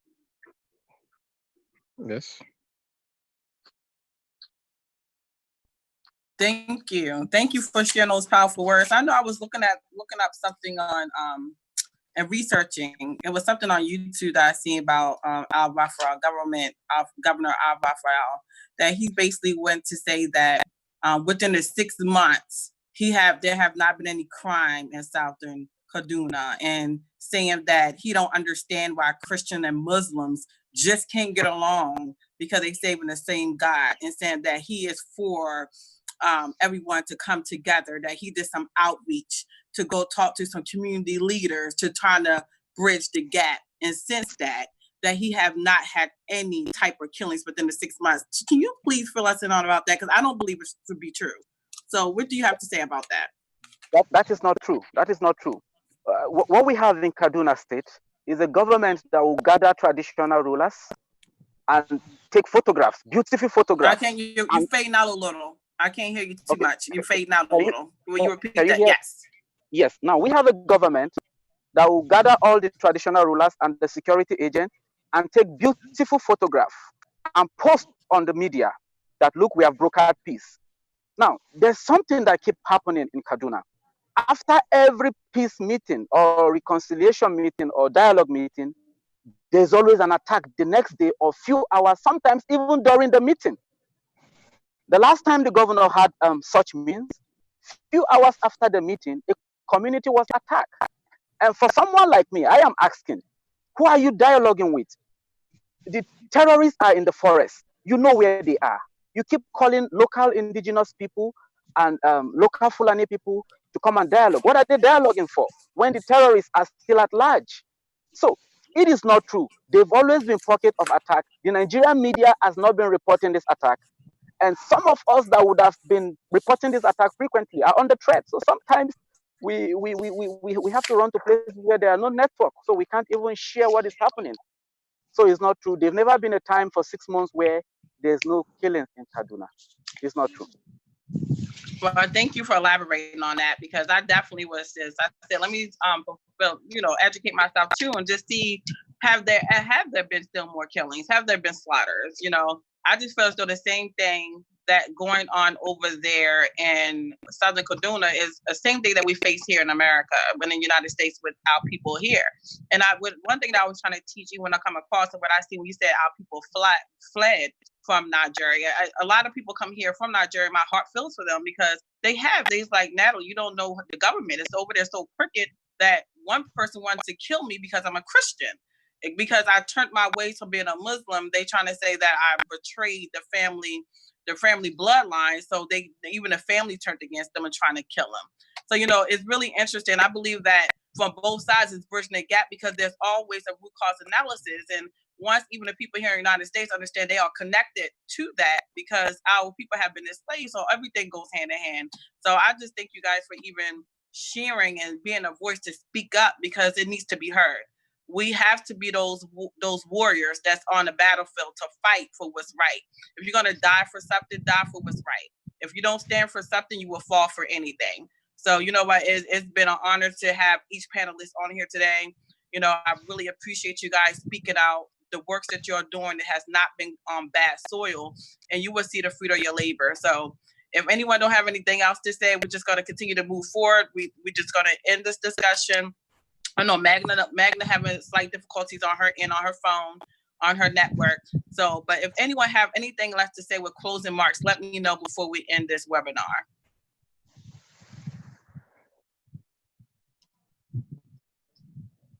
Well, I thank you all again for joining on War Desk News. And believe me, this is the beginning because we will bridge the gap. We will be that voice. We will fight for what's right. We will allow people to know, you know what, you're not alone. We are here in this together. So if anyone don't have anything else to say, thank you again for joining War Desk News. And you guys have a wonderful day. Thank you. Hello. Hold on. 1 minute. George, has George spoken? No. Oh, Magna, you back? Yes, I'm back. Oh, George, please go ahead. I still can't hear you too well. Okay. Your phone, you still sound a little far away. Can you hear me now? Okay, say it. Yes. Okay. Say something else.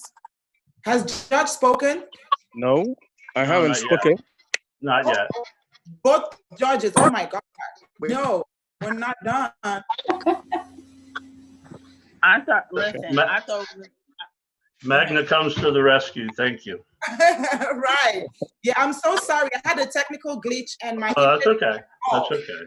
And you know how that goes. So I had to like reboot and all that stuff. I'm so sorry for that. No, not at all. No problem. I just want to thank you, and I'm so honored to join this distinguished group of panelists, along with my good friends, Dee Dee and Alhiri and Doug and Kyle and Magna.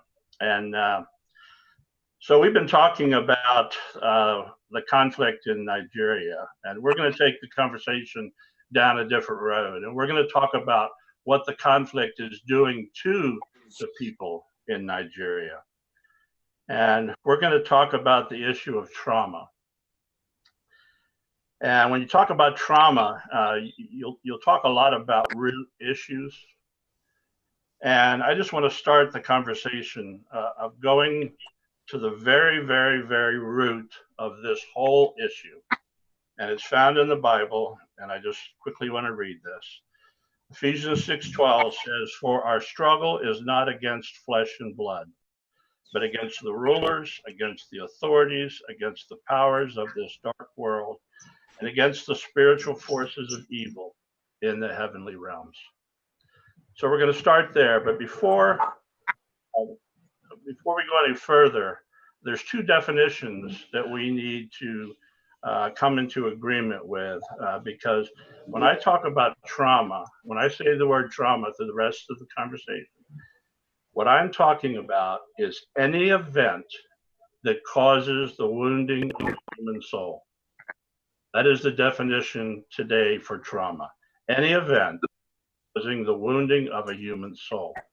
The second definition is when I talk about afflictions, I'm talking about things like fear, anger, bitterness, guilt, grief, all the afflictions that faces mankind.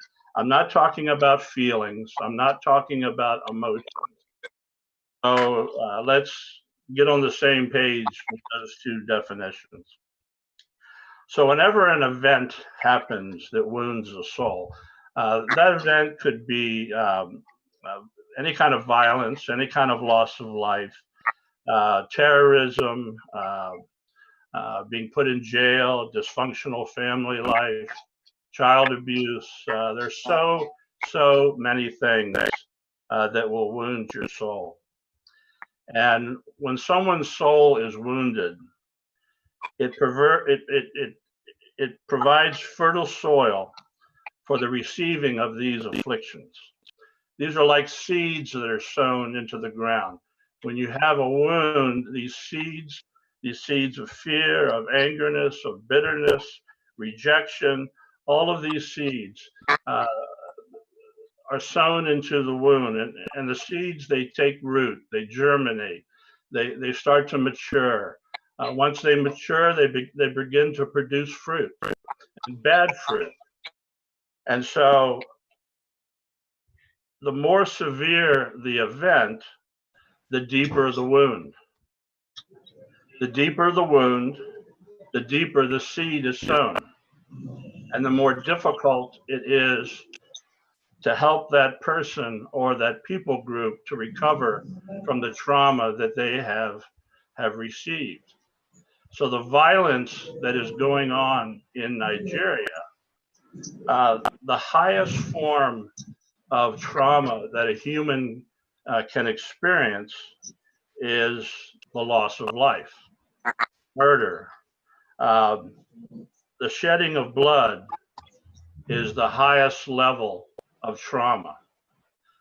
Above murder is genocide and mass murder.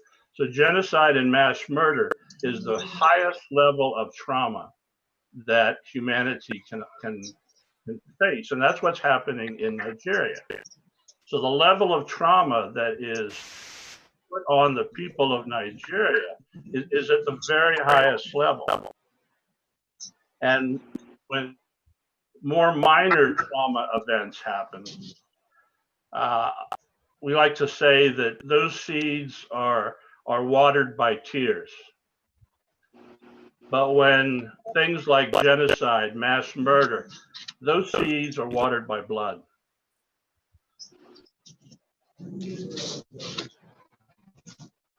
Victims of conflict suffer the highest level of trauma.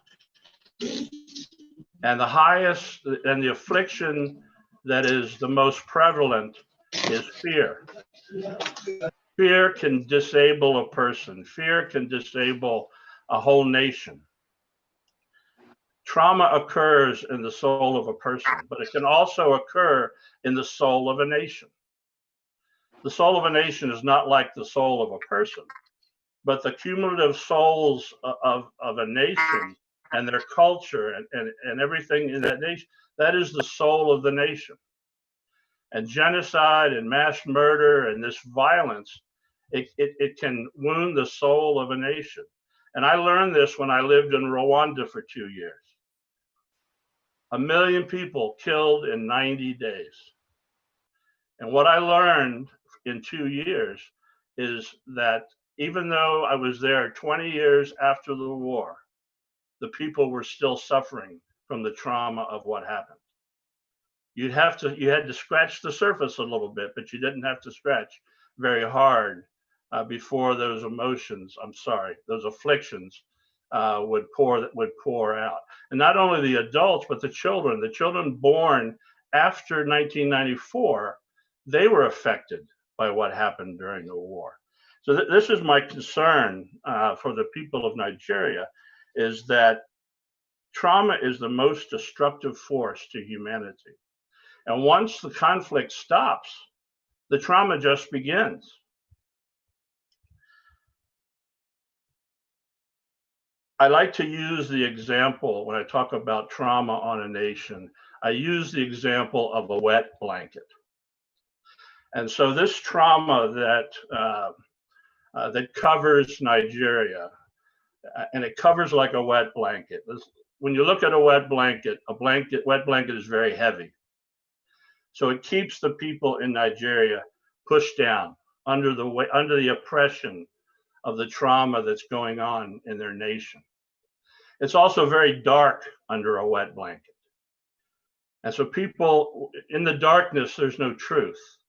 In the darkness, the enemy gets to do whatever he wants to do, because only in the light is there truth. Under a wet blanket, it is also, a wet blanket deadens the sound. So the sound of truth that is being spoken outside that sound is being dampened. So the people in Nigeria are living under the oppression and the weight of the trauma that they're experiencing. There's darkness in the land, and there's the absence of truth. And why is the blanket wet? The blanket is wet because of all the tears that have been shed in that nation from the beginning of the nation. It's also wet because of the blood that has been shed since the beginning of the nation. And until that wet blanket is removed off of the nation, things aren't going to get better. And this is where the church has to come in, and in prayer and in intercession, stand in the gap for the nation, to encourage the church to stand up and say no more to the enemy, and remove that wet blanket so the people can stand up out of their oppression, stand into the light, into the truth, and be able to hear the truth. So again, that is my concern for not only Nigeria, but every nation on earth, is that that this trauma, and it's every nation, it's the United States, it's Syria, it's everywhere, that the trauma is, again, the most destructive force that humanity faces. And trauma destroys families, it destroys communities, it destroys people groups, it destroys nations. And so this is where the concern of our ministry lies, is in teaching and praying and discussing the issue of, so that everybody, trauma is one of those words that everybody has a different opinion about what it means. And so we all need to come together in agreement so that we can discuss what trauma is doing to Nigeria and every nation. So that's, in a few minutes, what it usually takes me 30 minutes to an hour to explain. And again, I thank you so much for the opportunity to share. Thank you, Magna. Judge Birch, I'd like to speak one more time if you have an opportunity for me. Oh, absolutely, absolutely. At the end of the conference, you would be able to, yourself and Didi will come in again. So right now, I want Elder Mesa Marie to come up, because we've been calling him, I think, from the beginning of this conference, and he's not gotten a chance to speak. Or did he get the chance to speak when I was off? I think I was off for a minute. So if can we please have Elder Mesa Marie speak on these issues, because he's right there at the forefront of this war, this battle, and he has been there from the start. So it would be nice for us to have Elder Mesa Marie speak on this issue.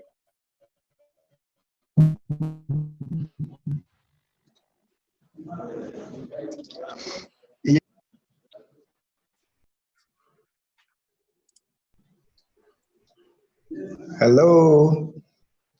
Hello, we can hear you, Elder. Okay, thank you very much. Sorry, my network has not been very cooperative. I have managed to listen to some of the speakers, and I feel highly, honored and privileged to be given this opportunity. Actually, I really appreciate the fact that indeed there are so many people now who are coming to terms with what is happening to us in Kaduna State in particular, and the Middle Belt region of Nigeria. I can see a lot of people are already, very informed. But let me also add, a little dimension to what is, going on. Indeed, the topic of discussion that Governor El-Rufai is promoting prolonged insecurity is very apt, because that's exactly what is happening. But to really understand what is going on, I think we should not look at El-Rufai in isolation. Governor El-Rufai is operating in an environment which is conducive to what he is doing. And if the environment were not conducive, I don't think he would have been able to go as far as he has been able to go now. And my own take is that the problem actually starts right from the federal level, from the presidency itself, because the presidency, is in charge of the whole country. And whatever the presidency condones will end up being, done in so many places in the country. Now, if you look at the antecedents of the profile, if you analyze before they even got to power, Nigerians should have realized that if these people were allowed to, gain access to power, they will do exactly what they have been saying they will do. And what is that which they have been saying they will do? Starting from the president himself.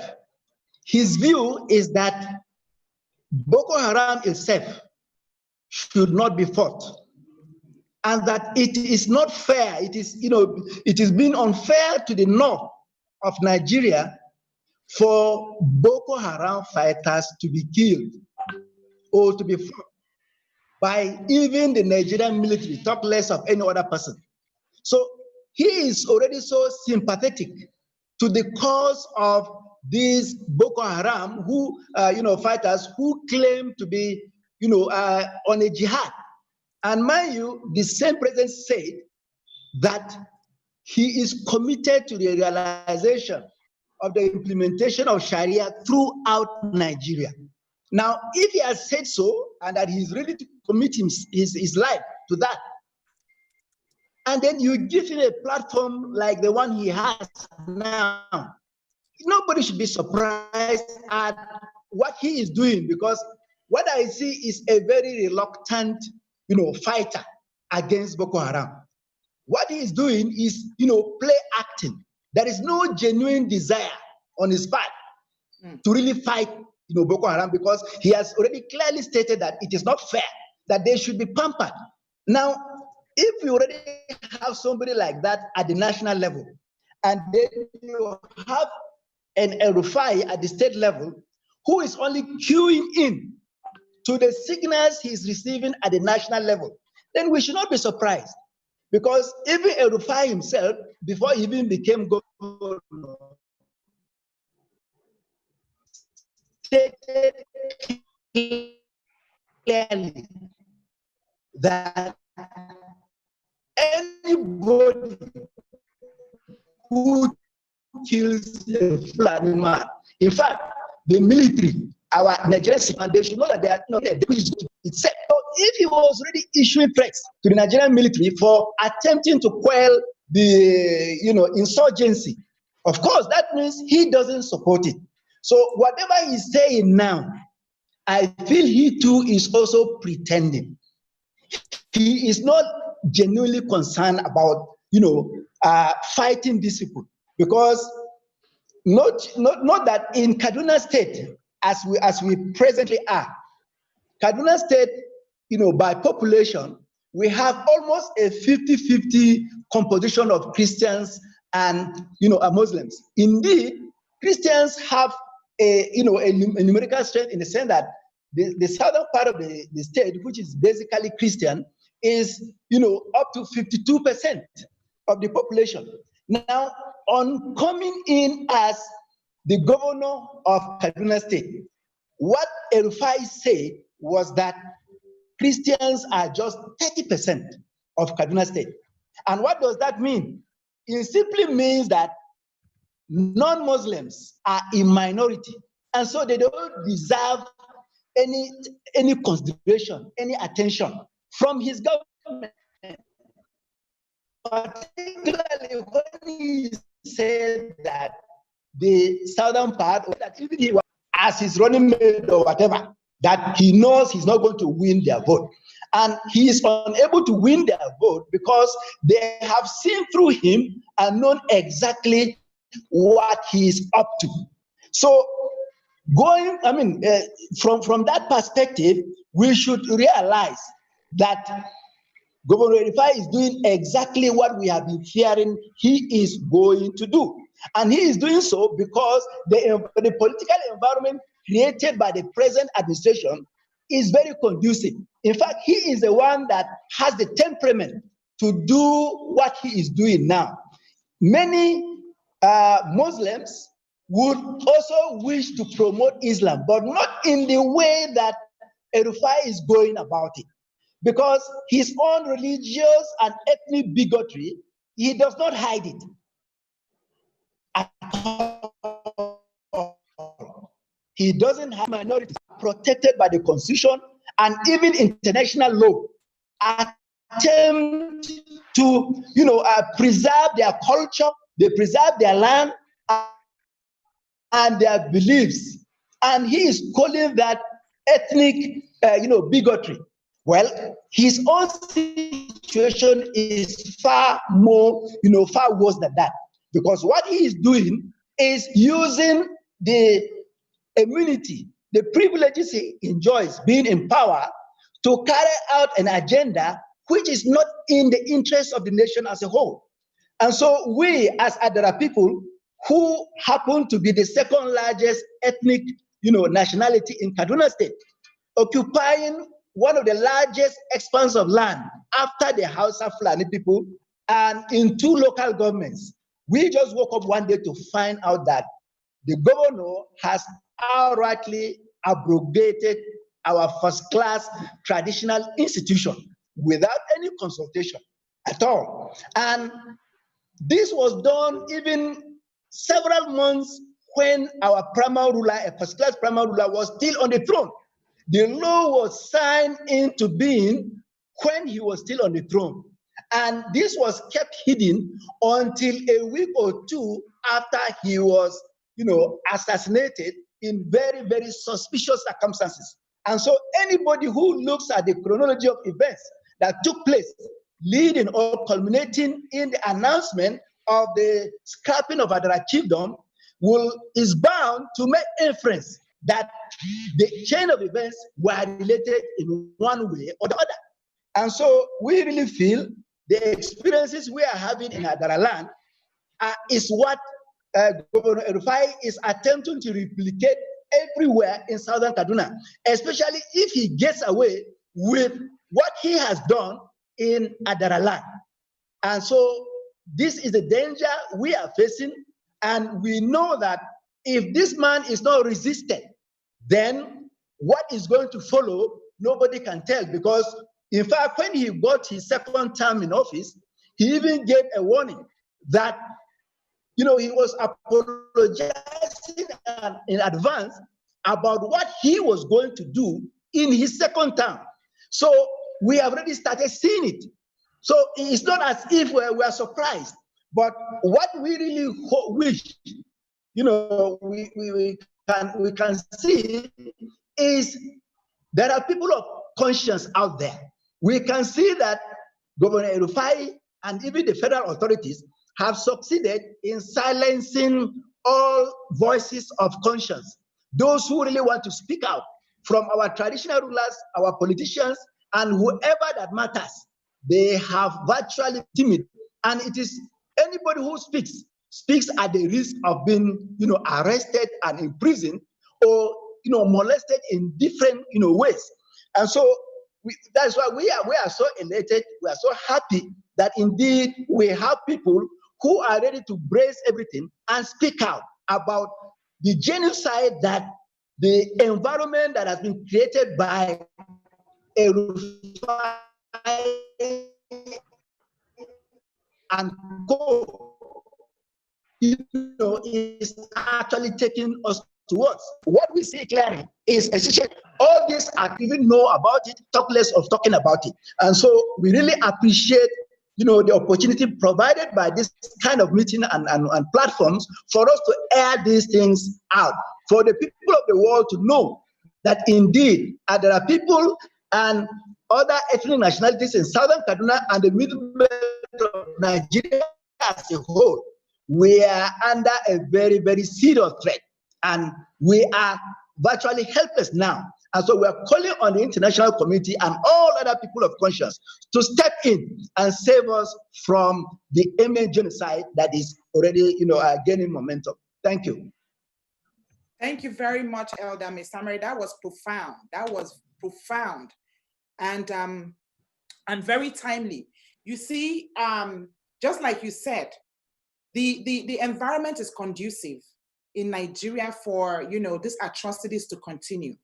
Not only is it conducive in Nigeria, the African diaspora have turned a blind eye on what's happening in Nigeria. Sometimes we think that when we are abroad, when we're in the United States or in the United Kingdom or Canada, we think that we cannot be necessarily affected by the things that are happening at home, as on the continent of Africa. But that's incorrect. That's incorrect, because somehow, some way, all of these atrocities and evil has begun to migrate. It's finding its way somehow to the United States. It's finding its way somehow to the United States. It's a circle. And if we don't speak up and speak out against evil, whether on the continent of Africa or in the United States or in Europe, I promise you it will meet you right there under your roof. So I really thank organizations like Save the Persecuted Christians, International Committee on Nigeria, Revealing Light Ministry, and many other organizations that have independently, risen up against all odds. I mean, to fight this battle on the behalf of, the Northern Christians and, of course, the indigenes of Southern Kaduna. Now, I would like for the director of World Desk News Nigeria to speak up next. George McCary.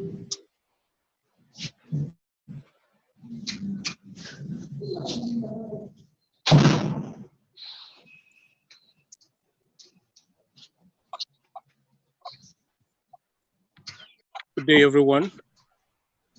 I've actually found this a very profound virtual meeting, which has impacted on me very positively. And I never thought it was going to be this big, but it is.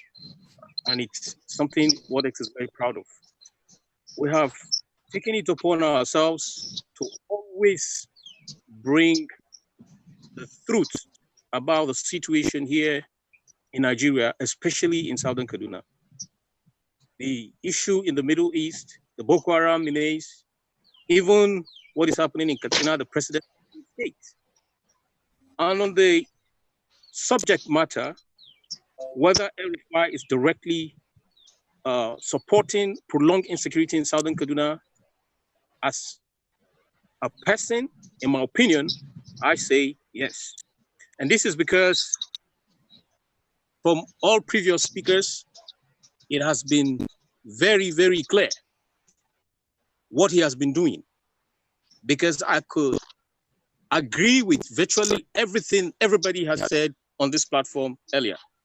And on my own side, what I want to look at is the ground that El-Rufai has been preparing even before he assumed power. It was mentioned by Mr. Marie. Most of his tweets has already told the country what direction his policy is going to take. And the 7th Senate of Nigeria queried him on how he mismanaged public resources in Abuja when he was minister, and adjudged him unfit to hold a public office. Yet we have him as a governor because the president chose him, just like Mr. Marie observed. Now, on my own side, I have a personal experience because I did not get to bury a paternal uncle of mine. El-Rufai buried my paternal uncle in Adaraland because he was one of the victims of 2018, 18th of October 2018, there was a slaughter in Kaswamagani. And I had an uncle who was a victim, who was one of the people that were massacred that day. The governor was able to mobilize the security personnel to clear up the area completely. By the following day, that was Friday of 19th, 2018, October.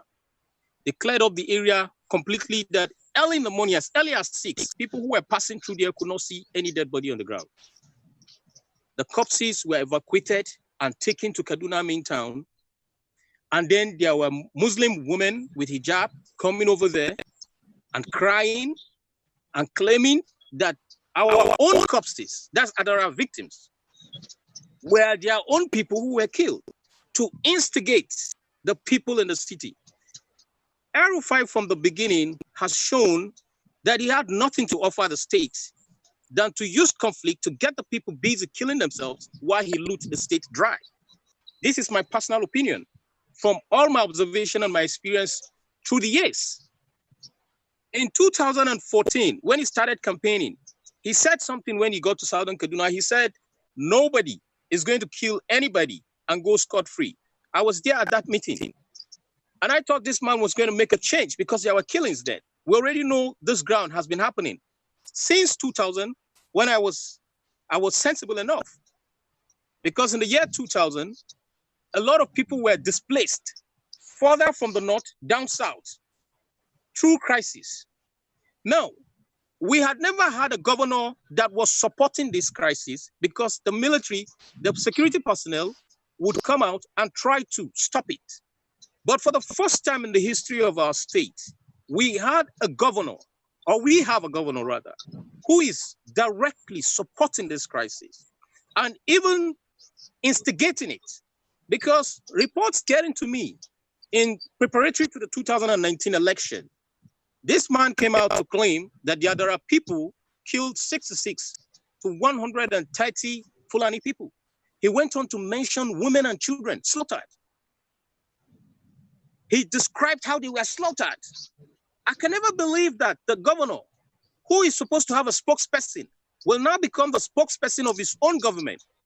I believe Stephen Kefa has mentioned this earlier. And he was speaking and trying to defend what he was saying, even when the commissioner of police came out as at that time to say there was nothing like that. The army GOC, they were all just because he controlled the resources and forces. And something about control of resources and forces is that you have a lot of people agreeing to what you're saying. And that is why it is very, very dangerous for somebody as dangerous as this man to have been the governor of that state. Because a lot of people who know nothing will just follow him based on what he has been saying. Now, on my own side, in 2018, around October, I was coming back from visiting the then Sokapu president because he lost his daughter at that time.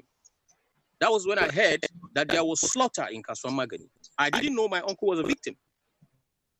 And then what I did was I got home in the car. I heard people talking about the Hausa people saying that the other people were jealous of them because they are what. I heard that, all of that. And then I got back home. The next day, I heard that the Agomadara was kidnapped and most of his aides killed at the spot. And I was like, what is happening? And there were many stories that were telling us that this man was just leaving the governor.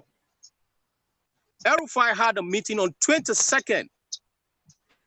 He had a media chat on 22nd of October 2018. He did not mention the Agomadara. On the 23rd, he gathered the traditional leaders together. That's 23rd of October 2018. And held a meeting with them, telling them, giving them riot act, threatening them, making them feel that if any of them misbehave, they are going to end up the way the Agomadara went. And just recently, that was yesterday, the same governor is coming to talk to these terrorized traditional leaders to ask them whether there was any land confiscated in their domain. On 26th of October 2018, the Agomadara was assassinated and his body dumped on the road like a commoner for his people to be enraged. The people thought that they could vote this man out. Everybody was calm. Somehow, there was no success because the election was rigged. And this man came back, and just like Mr. Marie observed, he made direct threats that this is what he's going to do. And of course, when it started happening, we were not surprised.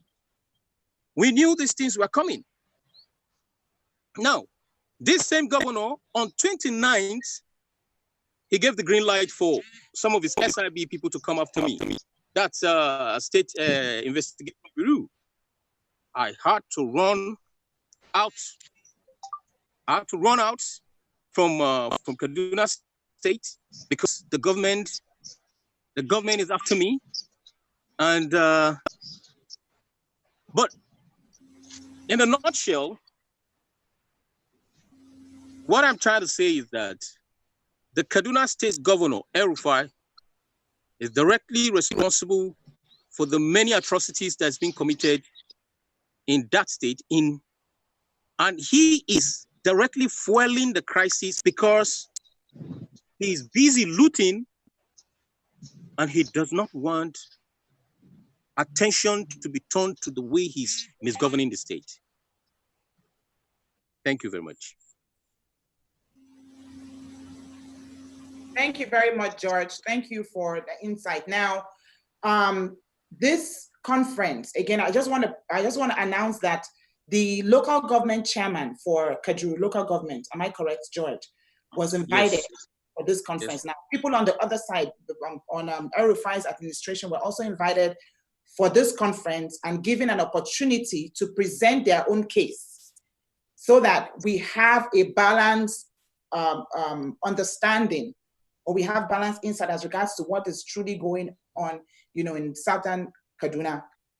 Unfortunately, as we see, Kafra Kaino, who is the local government chairman, is not here. He's not on the conference right now. And so we're hearing from, different parties within southern Kaduna, within the southern Kaduna community. Now, I would like for, I don't know if Al-Heri is there because we've gone 18 minutes beyond our time. I'd like for Al-Heri to speak just for 5 minutes, but before she says something, I want to read from the chat.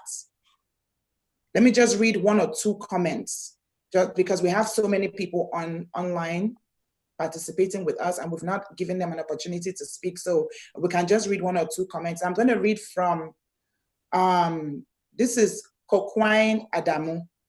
He said, "This is great. I am glad to see how the world is beginning to show their support for the people of Southern Kaduna.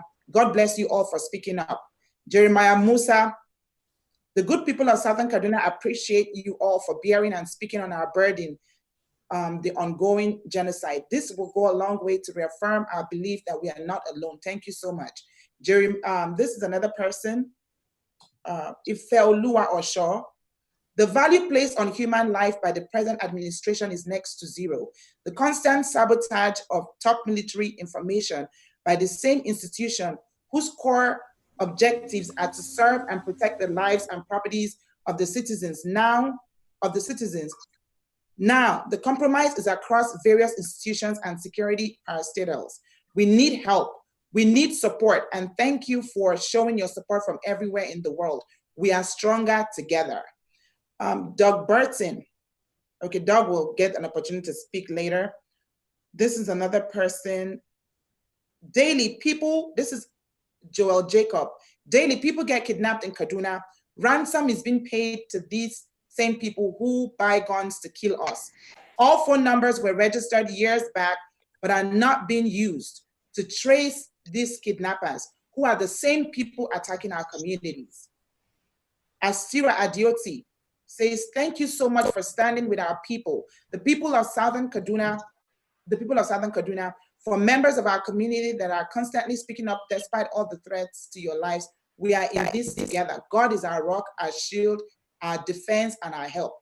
Let me just read one more. And then, is Alheri up now? Is Alheri there? I guess she's not there. In that case, we're going to round off.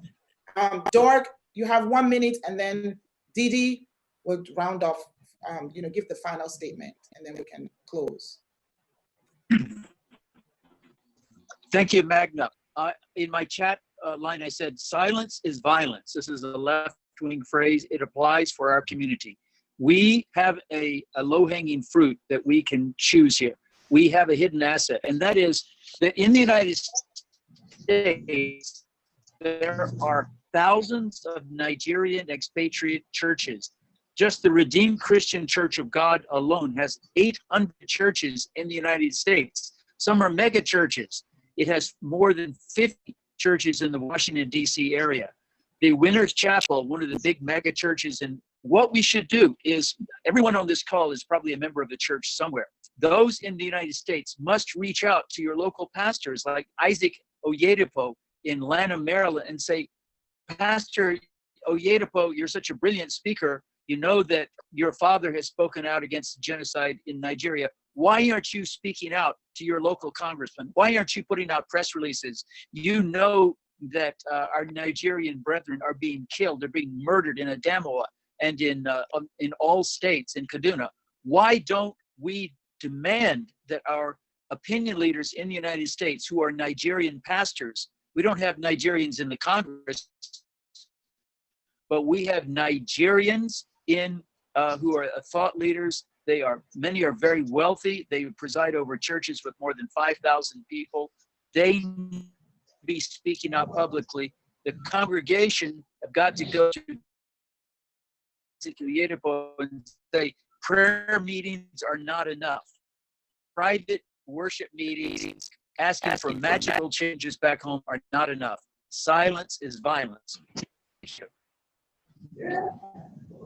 Thank you very much, Dorg, for that insight. Now, I want to say something. In the United States, one black man, we all saw this news on CNN, on MSNBC, Fox News, all around the world, George Floyd, when he was killed, how that the United States stood still for days, how that, the American citizens refused to be silent,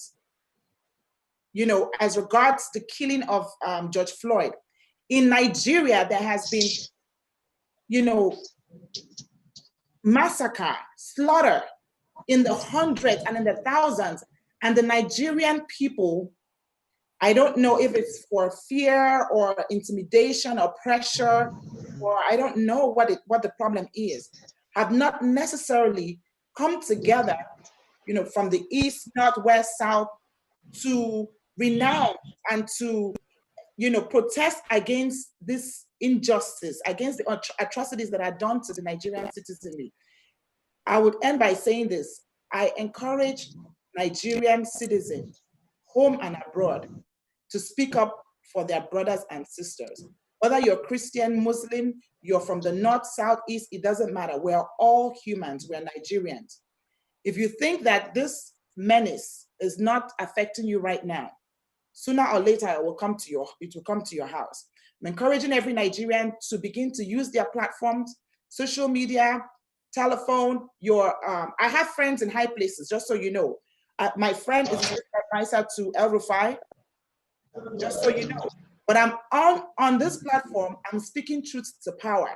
I have friends who are, working for, President Buhari in his administration, but I'm not going to allow my personal relationship, impair my ability to amplify the voices of the voiceless. This is humanity. This is righteousness. This is good over evil. That will be my final words, and then Didi, with your speech. Thank you, Magna. I'm honored to be given the closing word, especially with regards to the very prestigious people who are on this line. Jonathan Asake, I am so thankful for the work that Sopaku has done through the years, but most especially, I have relied upon your reporting just to understand happening in southern Kaduna. So thank you so much. And I know that your voice is silenced by Governor El-Rufai. You are not included in the conversations. You are left out, but you are a strong defender of the people of southern Kaduna. And I just wanted to call you out and say thank you very much. And Dio Masmari as well, you are a courageous and upstanding member of your community and a courageous leader indeed, who spent time in prison more than 100 days while your whole community grieved the loss of over 400 people in early 2019. It was just appalling to watch. And I just want to say that my concern is for the children, for the women, for the elderly that are daily slaughtered in Nigeria. It is unconscionable that the world community is silent on this. We must break through the silence. But I can understand Nigerians' hesitancy to enter into the conversation, especially with regards to the intimidation, interrogations, incarcerations of anybody who speaks out on this. And for that, you are all doing your part to break through this silence. We need to work together, America and Nigerians in America, to bring this issue to light. It really was for the Sudan. It mattered that Black Africans were being enslaved. And we need to lift up the voices of and the stories of the young women who are being taken from their homes, taken from the streets, and passed into sex slavery with these violent terrorists, these Fulani militants, and Boko Haram. This must be addressed. Women and girls in Nigeria are losing out on the opportunity to be leaders in their country. Democracy is not served by the top-down, bottom-up genocide that is happening in Nigeria. The propaganda of the state, of the Buhari regime, supported by people and politicians like Governor Nasir El-Rufai, must be broken by truth. And we are those truth sayers. We invite you to enter in. At SaveThePersecutedChristians.org, we allow American citizens to write letters directly to their members of Congress, appealing for action on Nigeria. And we hope that you will join us. We hope that you will continue to read War Desk News and reach out across the airwaves. Modern day technology gives us the ability to be in relationship with one another. These relationships are foundational to telling the story that must be told to the world community in order that the violence may be brought to an end. Thank you so much, Magna Faith, for today. Thank you to all of you who have been on this call. Thank you, Dr. Onye and Steve Kefferson, for all that you have been through. And please be assured of our prayers for you and our action on your behalf. God bless you. Thank you. God bless Nigeria. Thank you, Karen. Thank you, everybody. Bye.